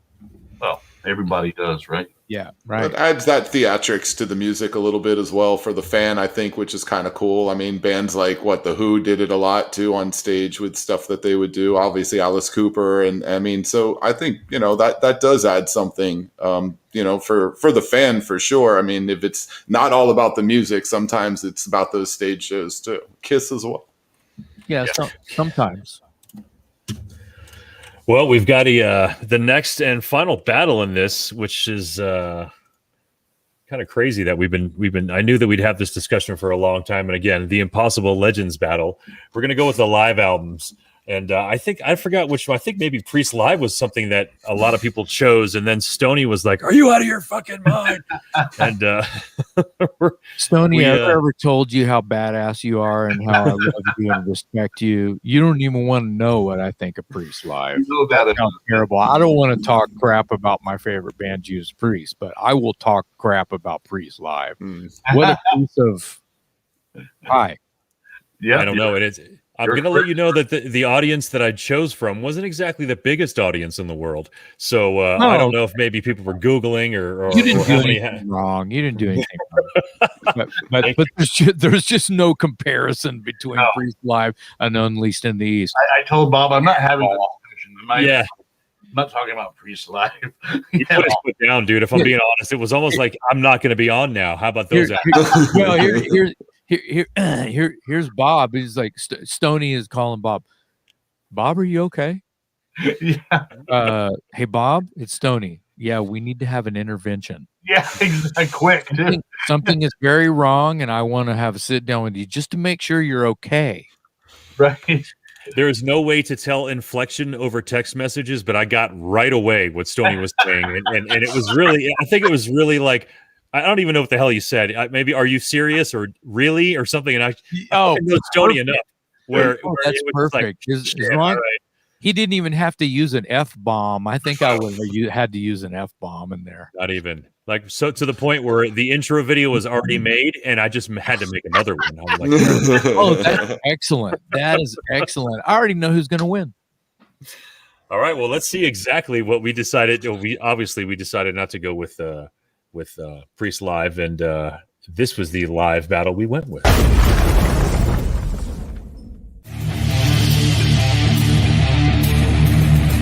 Live After Death versus Unleashed in the East. Now I'm going to go back and listen to Priest Live. If I'm being honest, it's just I'm just going to have to go hear it. I have a question because I just don't really remember because it's not in my collection. Priest Live, is that song Parental Guidance on that record? That's a good question. It is. Great question. You don't know if it is, Tony? No, I've never listened to that album ever. I love you, Stony. I love you. I've never. No wonder you didn't want it. No wonder you didn't want it to be in the final battle because you don't even. You think it stinks. Ooh, what is this record? Yeah, I've never bought that or listened to it ever. So, I just know it. I looked at the song, the track listing one time. And I was sure. No. Sure. Yeah, that's enough to make you like, what? And who farted? No reason why Parental Guidance or Private Property should be played. What's going? It should be played. Oh my God, are those on? This is a stab at Ken. Aren't those on Turbo? They are, aren't they? Ram It Down and Turbo. That's a stab at Ken there. Yes, it is. Yes, it is. It was inevitable, Ken. I'm sorry. So I should have kept my mouth shut. No, listen, I can't help but reference how badass and say how badass this Judas Priest. I'm sorry, this book right here is Halford Confess. Yeah. He's going through a whole lot of things personally when they are recording Turbo. Really? Not happy at all. Personally. Like bad things. He does bad things to himself. Oh man. He is it's almost you had to do it. Well, you wanted to know the songs that were on there, so I it for you. Okay, let's see. 1, 2, 3, 4, 5, 6, 7, 8, 9, 10, 11. There's 11 songs out of 16. I'll take any day. What is Shout? Is that not bad? Not bad. I don't know. It's gross. What is Shout? Yeah. You never heard Shout? Oh yeah, come on, dude. Never heard of it ever. I don't even know what album that's on it. Because it's not a real song. It's just like we got to make this thing bigger. Yeah. Okay, let's do this battle, Bob. There's some good songs on there. Out in the Cold's a really cool tune. Well, I'll tell you right now, we've got obviously this is a little bit more of a battle here. On the Unleashed on the East side, I love the live versions of Running Wild, Diamonds and Rust. or those two songs in particular that I pulled off of that one. Oh yeah. Bob, I have to stop you right there. Thank you. You said Unleashed on the East Side. Oh yeah. I told Jason on one the east time we side. need to reshoot the Saddle Wings tribute band we have. We should reshoot the cover and call it Unleashed on the East Side. I told him like a couple of years ago. That is awesome. Unleashed on the east side. We need to right. that cover. Hell yeah. I don't want 10%. Is all I ask for. Jason at the time, but I can't believe Bob just said that. Blows my mind. What's funny is that I think maybe as much as I would say I'm more of a Maiden fan than a Priest fan, I'm taking Priest on this one. And Really? I am. I think overall, I think for some reason, I don't really know what it was, whether it was I was getting into different kinds of music and punk and stuff like that. I just wound up hearing this a little bit more than I heard Live After Death. I think I saw the album cover for Live After Death way more than I saw the album cover for Unleashed from the East, or what did I say? I think I saw that more, but I just, there was something about that album that I came out of it thinking, it just sounded better. I liked it better. So I'm taking Priest in this live battle right now for this live album. KenMan, what say you? Nice. Well, once again, I mean, you're taking my favorite band and you're taking their best of album and you're putting it against anything. So honestly, it's not, and no disrespect to Priest at all. This is a spectacular album and one that I am going to listen to a lot more now that I got a chance to listen to it a little more this past week. So for that, thanks. I appreciate that part of it, but I'm sticking with Live After Death. Cool. What's your favorite song off of Live, Ken? It's a double album set. I mean, yeah, it's crazy the songs that are on there. Right. Did Paul come out? Did Paul come out and sing his songs? It didn't happen. I guess I was kidding there. They didn't have like a Black Sabbath Ozzy deal like Ozzy did, where he could only release a live album with Black Sabbath songs on it. That would be that'd be crazy. Right. Stone Man, let's hear what you have to say about Live After Death versus Unleashed. All right, here's what I have to say, man.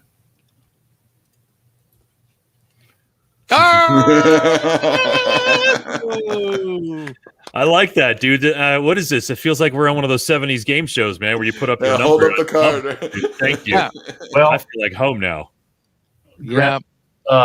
Ken, you're right. I mean, Live After Death it's a double album for one thing. Mm-hmm. It's got all the good stuff you want. You know, it's a great album. Obviously, it's an awesome live album. But this one has a fucking motorcycle on the back. That's more metal than anything on fucking Live After Death. You know? Oh man. No, absolutely. I'm just joking, but this album is the metal Bible of pure metal live albums. Came out 6 years before Live After Death, and this single, it leaves you wanting more, so you never have fatigue. It's very, very metal. I gotta take it hands down. Just the energy in it, and there really wasn't anything like it before in live albums. That heavy metal, and unapologetic for it. I love Maiden, obviously, but no, Unleashed in the East, and that's all you really needed to me. I mean, that's what turned me into a huge Priest fan. Was Unleashed in the East. Ditto. It's a damn good one. Jason, how about you, my friend? Well, let's talk about Live After Death real quick. Live After Death is probably, I don't know the lore of how it was recorded, where it was recorded. I don't know if it was over of a series of shows. I know that Unleashed in the East was recorded between, they took the best of, recordings between two different shows and made one record out of it. They had enough that probably they could have done a third side, but not a double album kind of a thing. Because I've heard tracks that were recorded from the same two Japanese shows. Hellbent for Leather and Delivering the Goods, I think, and one more song it's escaping me at the moment. Starbreaker, I think. Oh yeah, you're right. You're right. Good. Look at Stone. So, does this have the bonus tracks on it? Sure does. There you go. So the CD does, but the vinyl didn't fit. That's what it was. Exactly. Rock Forever, Delivering the Goods, Hellbent, and Starbreaker. Yeah, thank you for that. Now, Live After Death is probably, like I said, I don't know the truth. It's actually, just real quick to let you know, it's Long Beach Arena and in Hammersmith is everything from Live After Death. I've played both of those venues. Right. So anyway,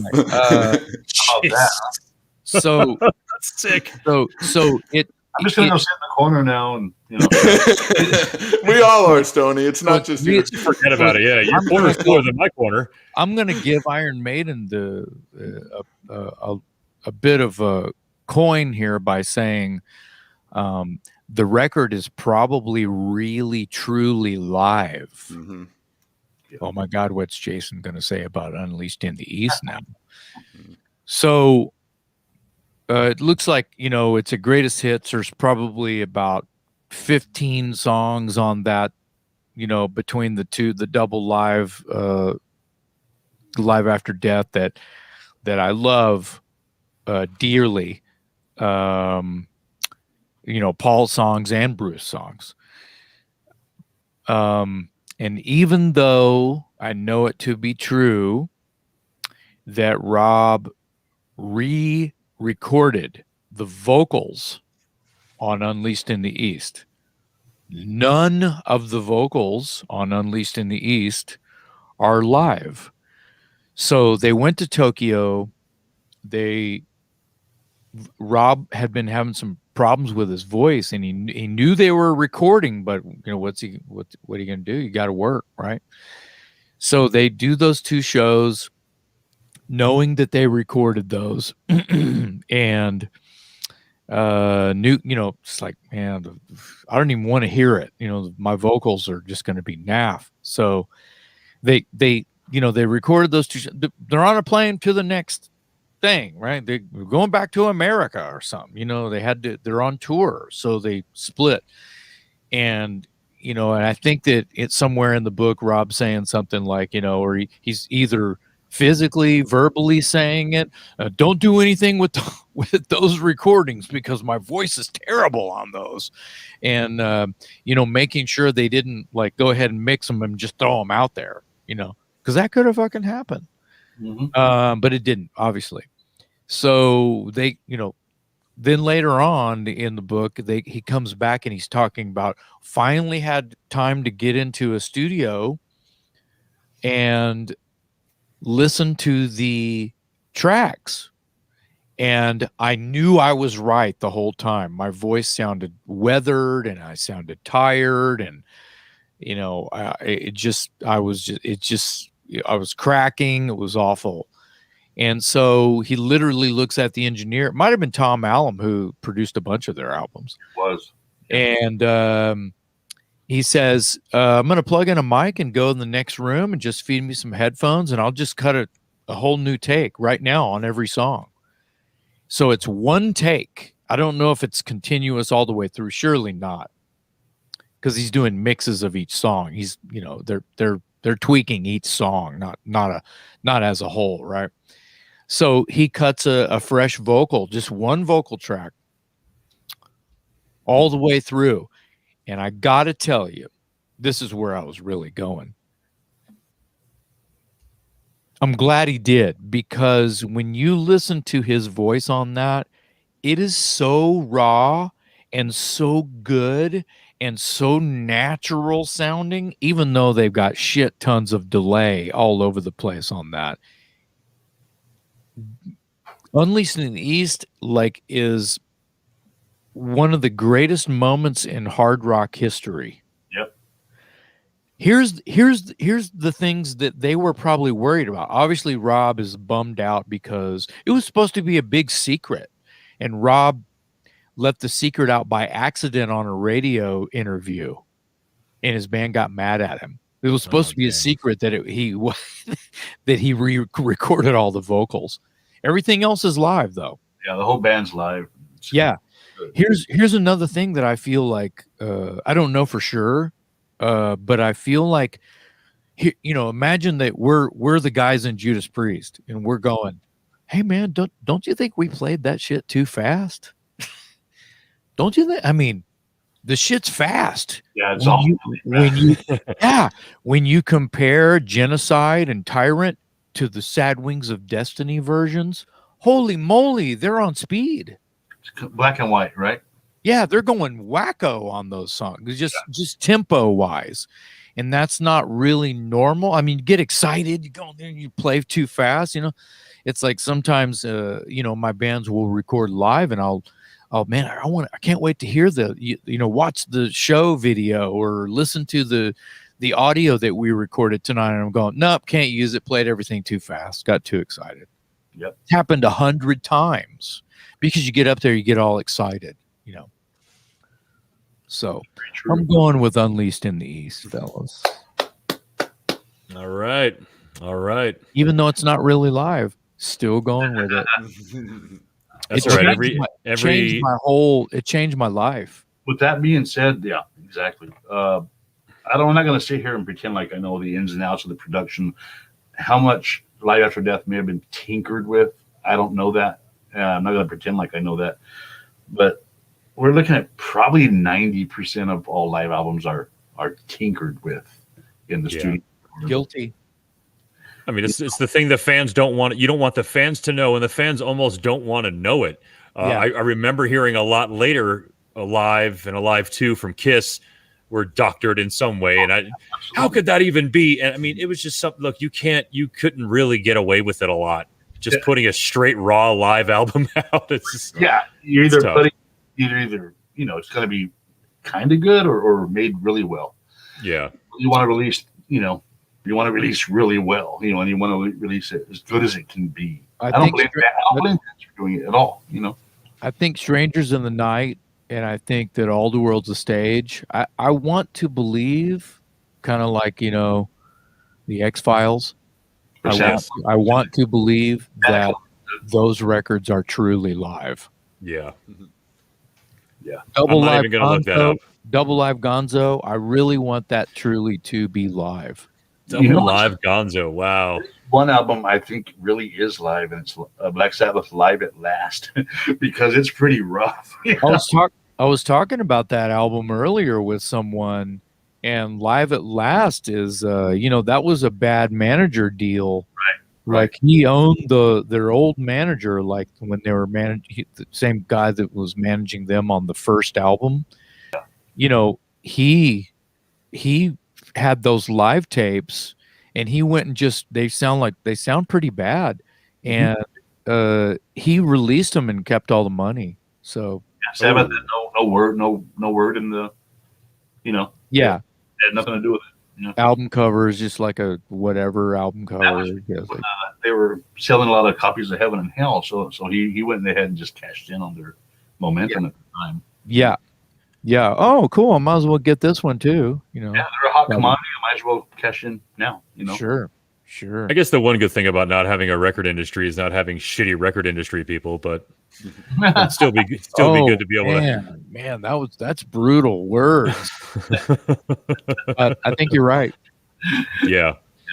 100%, man. I don't know. It's even obviously we're in a very weird time right now where no one's playing, and hopefully we're going to get back to a point where people are gigging, man, because I can't freaking stand it, man. I was going to 5 or 6 concerts a year out here in Denver. Everyone comes to Denver, and just having to be able to not only having, as a fan, not being able to hear the bands live, knowing that most of these bands are standing still in some way and not being able to gig, which is, you know, the lifeblood for a lot of us, a lot of the gigging bands. I mean, I just hope that changes real quick, man, for us to be able to talk about the beauty of these live albums and then not even have the enjoyment of being able to go to a concert, man.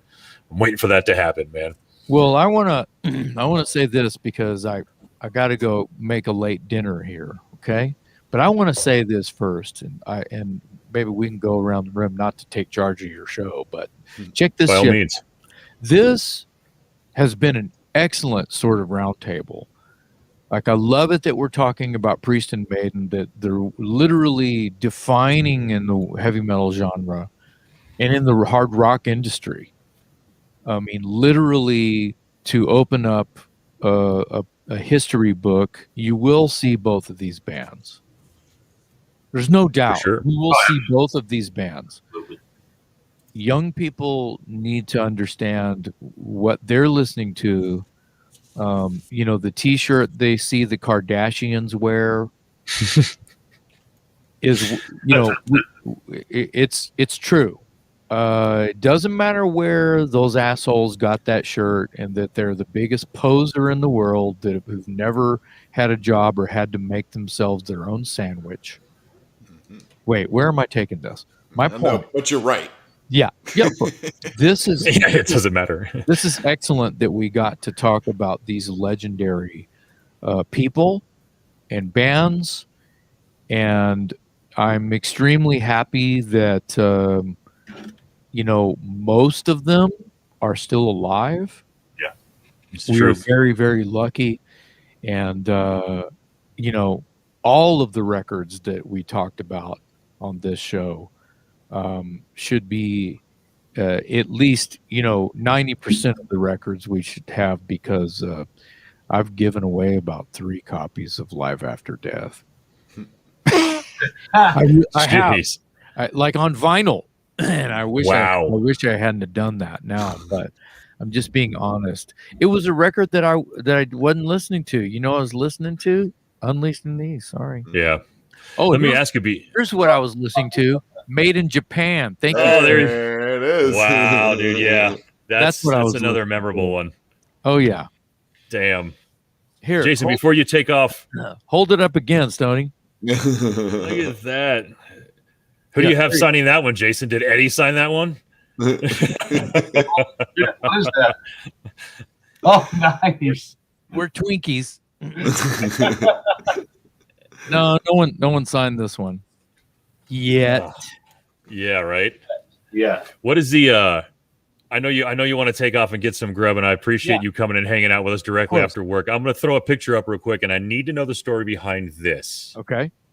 Okay, so it's summer 91, and Dangerous Toys, we had just released our second album, and we had some shows booked, but it wasn't like a U.S. tour yet. And so the phone rings, and management says, so you're going on tour with Alice Cooper, Judas Priest, Motorhead, and Metal Church, and here's your first date. And I'm like, wow. With my band or just me? well, the phone call was, was to the band to give us the news about the tour we're about to go on. So there's press day, right? So me and I think we were all in Los Angeles. Some of us may have been in Salt Lake where we started that tour, but me and Mark were in Hollywood at the Whiskey A Go-Go, and we were doing press day. I have photographs. It's me and Mark from the Toys, Alice Cooper and Rob Halford sitting in director's chairs on the stage at the Whiskey with Ricky Rackman, who was doing Headbangers Ball at the time. Wow. And I don't know where Lemmy and anyone in Metal Church might have been, but they didn't make it. I guess Metal Church was still up in Washington State, and Lemmy lived right down the road. I don't know. He probably was sleeping. Who knows? So anyway, press day, right? So there's press. They're taking pictures, and Ricky Rackman's asking some questions, and we're all talking about the tour and hamming it up a little bit, and yada yada yada. And not too many words were said between me and Mark to Alice or Rob, because we're kind of tripping. So obvious reasons why we were, Wayne and Garth, We're not worthy. The ironies there is that Alice Cooper is the scene from Wayne. That's right. It's literally a Wayne and Garth moment. Milwaukee. Yeah, and so Halford's just a bonus. I'm not worthy. Had two ways to go there. Anyway, so the photographers are outside. They had rented a Jeep and a tank. The name of the tour was Operation Rock and Roll because Operation Desert Storm was happening at that time, and they were trying to do it. Sounds like a weird idea. Anyway, but that's what they were calling the tour. And I guess they were trying to be metal. You know what I mean? And Dangerous Toys is not metal. Oh.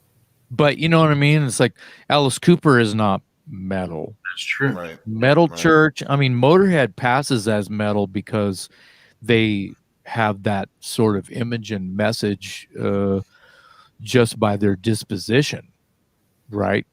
But they're just blues on 10. Right. Yeah. Right. They're a rock and roll. Right. Truly. Lemmy reminded everyone of that. Any chance he had. For sure. Yeah. So, but that's fine. And Lemmy was friends with Alice and friends with the Priest guys. So it was all right. I'm going out with my buddies. It was perfect. And I had known some of the Metal Church guys from the Watchtower days, which was really cool. Hell yeah. And, I had met their guitar player that Metal Church had, the guy John Marshall. He used to tech for Kirk Hammett.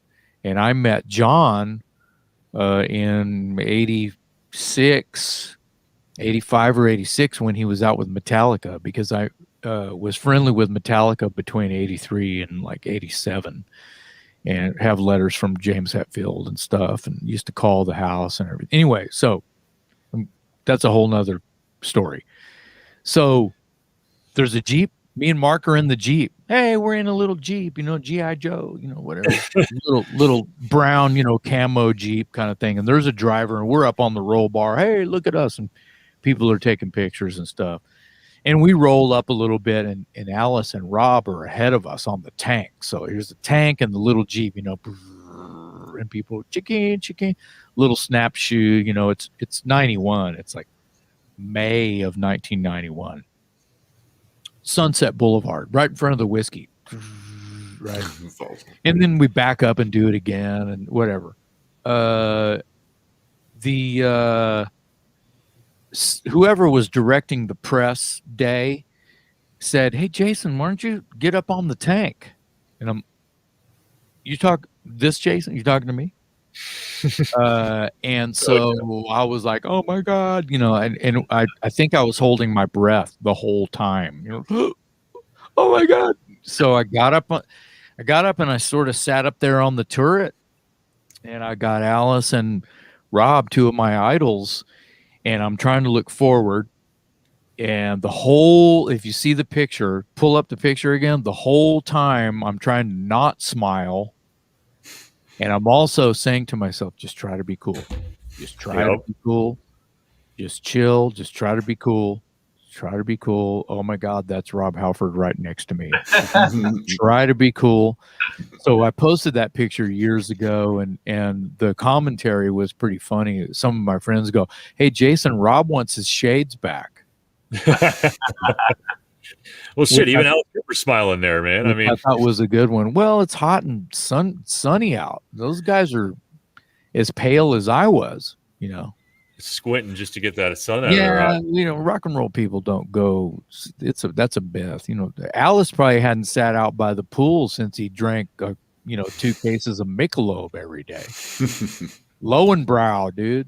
Lowenbrow, let it be Lowenbrow. He's clean. Wow. He's clean. He's clean. So is Rob too. They're both clean. Yeah. So that's congratulations to them. Well, damn, man, I appreciate that, man. I remember. I think it probably came up on the Facebook timeline a couple of years ago or whatever, and I just had it in the back of my head. Stony even said, "Hey, man, make sure if Jason gets on the show, you got to ask him about that because he's got a cool story about it." And nobody else has a Rob Halford story that cool. And if they do, it's not in a turret of a fucking tank. Right. So that's sure. I'm going to say. Yeah, it's kind of it. We're on, and also it's not to throw more gas on that fire, but it's holy ground. At the whiskey. Alice At the and whiskey. Rob, Alice and Rob both played the whiskey in the 70s. You know, they were, that was a thing. That was where you went to play, is what, you know, those, it's stomping grounds for those guys. I played the whiskey on my first tour as well. So it was hollow ground for me as well. That's amazing. So I don't know what else to say. Mic drop. You've said it. Yeah. You've pretty much said it. It was really easy. They're expensive, so I'm just gonna bow out now. I'm not worthy, you know. regarding Jason, too many eyes on me, you know. I'm embarrassed now, you know. I'm really humble, even though, you know, if I was just a fan of those guys, wow, look at those dudes on that tent. Oh shit, that's Rob Halford, right? So, well, again, I appreciate you coming on the show, man. I know you're going to try. You have to get some grub in you because you just came fresh from work up to the Casually Serious podcast. So I appreciate you doing that, Jason, and thanks for coming and hanging out and sharing all the stories with us. Stony and I were talking about doing a few shows because we're going to have to do it in a few episodes about the history of what we think is the history of and the actual history of KISS. So if you'd like to be involved in that, let me know. That's something I can talk about for the next 10 years of my life because we've been doing it for the last 47. So, of course. Yeah, man, that'd be awesome, dude. Well, good to see all you guys. Yeah, man. Jason, thanks so much, man. I appreciate you coming and hanging out. Thanks for being a kick-ass dude too, man. You're definitely a huge rock star in my eye. When I met you, man, you were just as cool can be, and you treat everybody with a lot of respect, man. And I want to say that I really appreciate that, man, for real. Thank you for saying that. I you know, I just love the music more than I love myself.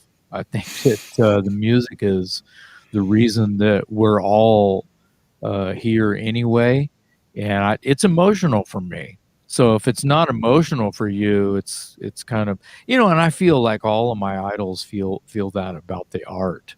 You know, it's more about the art and the people who love the art as much as you do, creating it and performing it. And, you know, the fans feel it too, just the same. When you guys have that kind of emotion out there, we feel that. And I've talked to Bob about that in the previous shows as well, that the bands and the musicians in particular that stuck out to us were the ones that you could almost feel that emotion that they were emitting on the stage, you know, doing what they love. And for you to say something like you love the music more than yourself, that's huge. And it's great to hear. It really is. It's the way that you talk to people too, from the stage. Right. You know what I mean? When you're in a position to get personal on stage, you should sometimes. Like, I love when Rob Halford and Alice Cooper talk to the audience like a conversation. Right. You know, Alice is putting on a theatrical show, but every once in a while you can hear Rob go, "We've been playing this heavy metal for about 50 years now. We really appreciate you guys still coming to the show." Yeah. And he means that shit. I mean it. Yeah. It's true. All right, my brother. Well, you have a good night, man. Thanks so much for coming and hanging out with us, Jason. You have a good. I'll let Great you know meeting you, Jason. Thanks a lot, man. Good to meet you guys. Really appreciate it. Yeah, of course. Are you going to kick me out, or do I wave off and just fade backwards? Are you doing? Are you taking all of us out? This has been the greatest show on earth. Legends Battle. Yeah. We'll let you slide out. I'll slide you out of the side door, my brother. You be well. Right. You have a great night, man. My brother Stony, man, you're the last one left. And we're gonna throw this one up here because it's I've just got such amazing memories of the amount of time that you allowed me to put in with your band. And obviously we know you've got you're in Bifist and Shadow Keep and a lot of original stuff. But this Drifter project for you, I know, was a passion thing. And it was totally one of the best times of my life. So I want to thank you for that. And on top of that, thank you so much for taking some time out and being on the show to talk about two bands I know you love more than anything. Well, I feel like I'm indebted to you for you helped me out at that time here in Austin. I had my hands full, obviously, and couldn't have done it without you, bud. So I really, really appreciate it. Love you, man. And, you know, and I really enjoyed tonight. Ken, lovely meeting you. And likewise, Tony. Thank you, man. More rock soon as we can. Absolutely. Dude, Stony, you have a good night, my brother. We'll slide you out the side door as well, man. But have a good night. Give my love to Letty, and stay metal, brother. You're the best, bro. Cheers, buddy. You guys. Thanks, Tony. Take care, bud. So, Ken. Wow. Did we have a winner? Did we even tabulate that score? Yeah, I did. I actually took scores. I actually did do all of this. And if we're just going to go straight up with how many people picked Priest versus how many people picked Maiden, Maiden won 10-6. I mean, it wasn't terrible. I mean, and especially with you and I obviously leaning heavily towards Priest. I mean towards Maiden. You were the only one between the two of us that chose anything from Priest. So. And you only did that once. So I think we kind of outweighed that side of it. I believe the fact that it was Iron Maiden made it really difficult for these guys to lean towards Priest for those first, certainly the first album, but you could see the way that they were feeling it as Priest rolled on. I think if you just flat out asked who who their favorite band was, it's probably going to be Priest, right? I mean, both of them, I feel like really, though, from what I got from that conversation, those guys have a real deep love for that band, which is incredible. It's awesome to hear. The name of their tribute band to Judas Priest is Sad Wings, man. So, we've got both of them in a Priest tribute band, and they're freaking amazing at it. But, right. All right, man. Well, it looks like the Legends battle is complete, man. It looks like Maiden took it, but not by a hell of a lot, my friends. And, I really expected it to be a little bit crazier. And I don't know if just something that came over me because I was hearing Unleashed, or it could be the fact that maybe Jason, I felt like he was going to stab me when he saw me again if I didn't take a Priest album. I don't know if it was one of those two things. I know for a fact Stony would have the right one. Sure. I mean, I think you took the right one of all. I mean, to be honest with you, that's it is a great album. I was able to listen to a lot more Priest recently, and I will continue as well. So. It's good. I always take something out of these shows. That's why I love doing this. I'm always learning something different, just either in prepping or getting ready for the show. So, this one really it took a lot away from as well. And just to be able to get that kind of conversation with guys like this, guys that are up on the stage that are producing the music that we as fans go to listen to and appreciate, and whether they're doing it with original music or they're putting their own take on music with tribute bands, it's at the end of the day, these guys are incredible at what they do, and the passion is always there. And you heard Jason say and mention about that. I mean, seriously, that comment about loving the music more than loving yourself really stood out to me a lot, because I can get that. I can get having something that you care about. That, I mean, I get that way listening to music. Can you imagine being the person that's actually producing it, standing on stage, looking at those faces? I've cried at live music before. Yep. I mean, can you imagine a band member looking out and seeing a fan crying because of a grown man at that crying because of the music that's being produced on the stage? I don't think I'll ever know how that feels, but it's really cool to be able to talk to a couple of guys that do it. Well put, dude. Dead on the nose, man. I couldn't say it any better, Ken, man. Thank you so much for explaining that, man. And thanks for tabulating the scores. And I know you felt like you might have been all I did, but I don't care tonight. Tonight was a fun one to be able to be a part of, and just have my face in there with this crew was great. And I know you have a connection with those guys differently too as well, which was felt, and I think helped make everything really comfortable. Hopefully the listeners tonight enjoyed the show and certainly took something away from it. Definitely. Well, thanks to you guys who came and hang out. Obviously, Tammy came and hang out. Letty came to hang out with us tonight. Brian Smith, Andrew Pace, Lycanthrope. I feel like you're a werewolf. Is that what that is? Yeah. Anyway, I appreciate you guys hanging out. We had about 7-8 people hanging out almost the entire night. Andrew Pace coming to hang out as well. He's hanging out all of our shows. Thank you so much, man. But Brian Smith, how you doing, Brian Smith in El Paso? Got a little Texas for you in tonight's show. Hope you enjoyed it. I felt like it was important. Stony and I were talking about it. We need to keep the history rolling. Right. Thank you so much, KenMan, for making this possible with us, man, as always. And we'll see what we're going to do next week. But as for tonight, thanks, everybody, for coming and hanging out with us tonight at the Casually Serious podcast. I don't know if we have a winner. We just got a score. These guys are amazing bands. They're legends, and I was more than happy to cover them. So you folks have a good night, and we'll see you next week.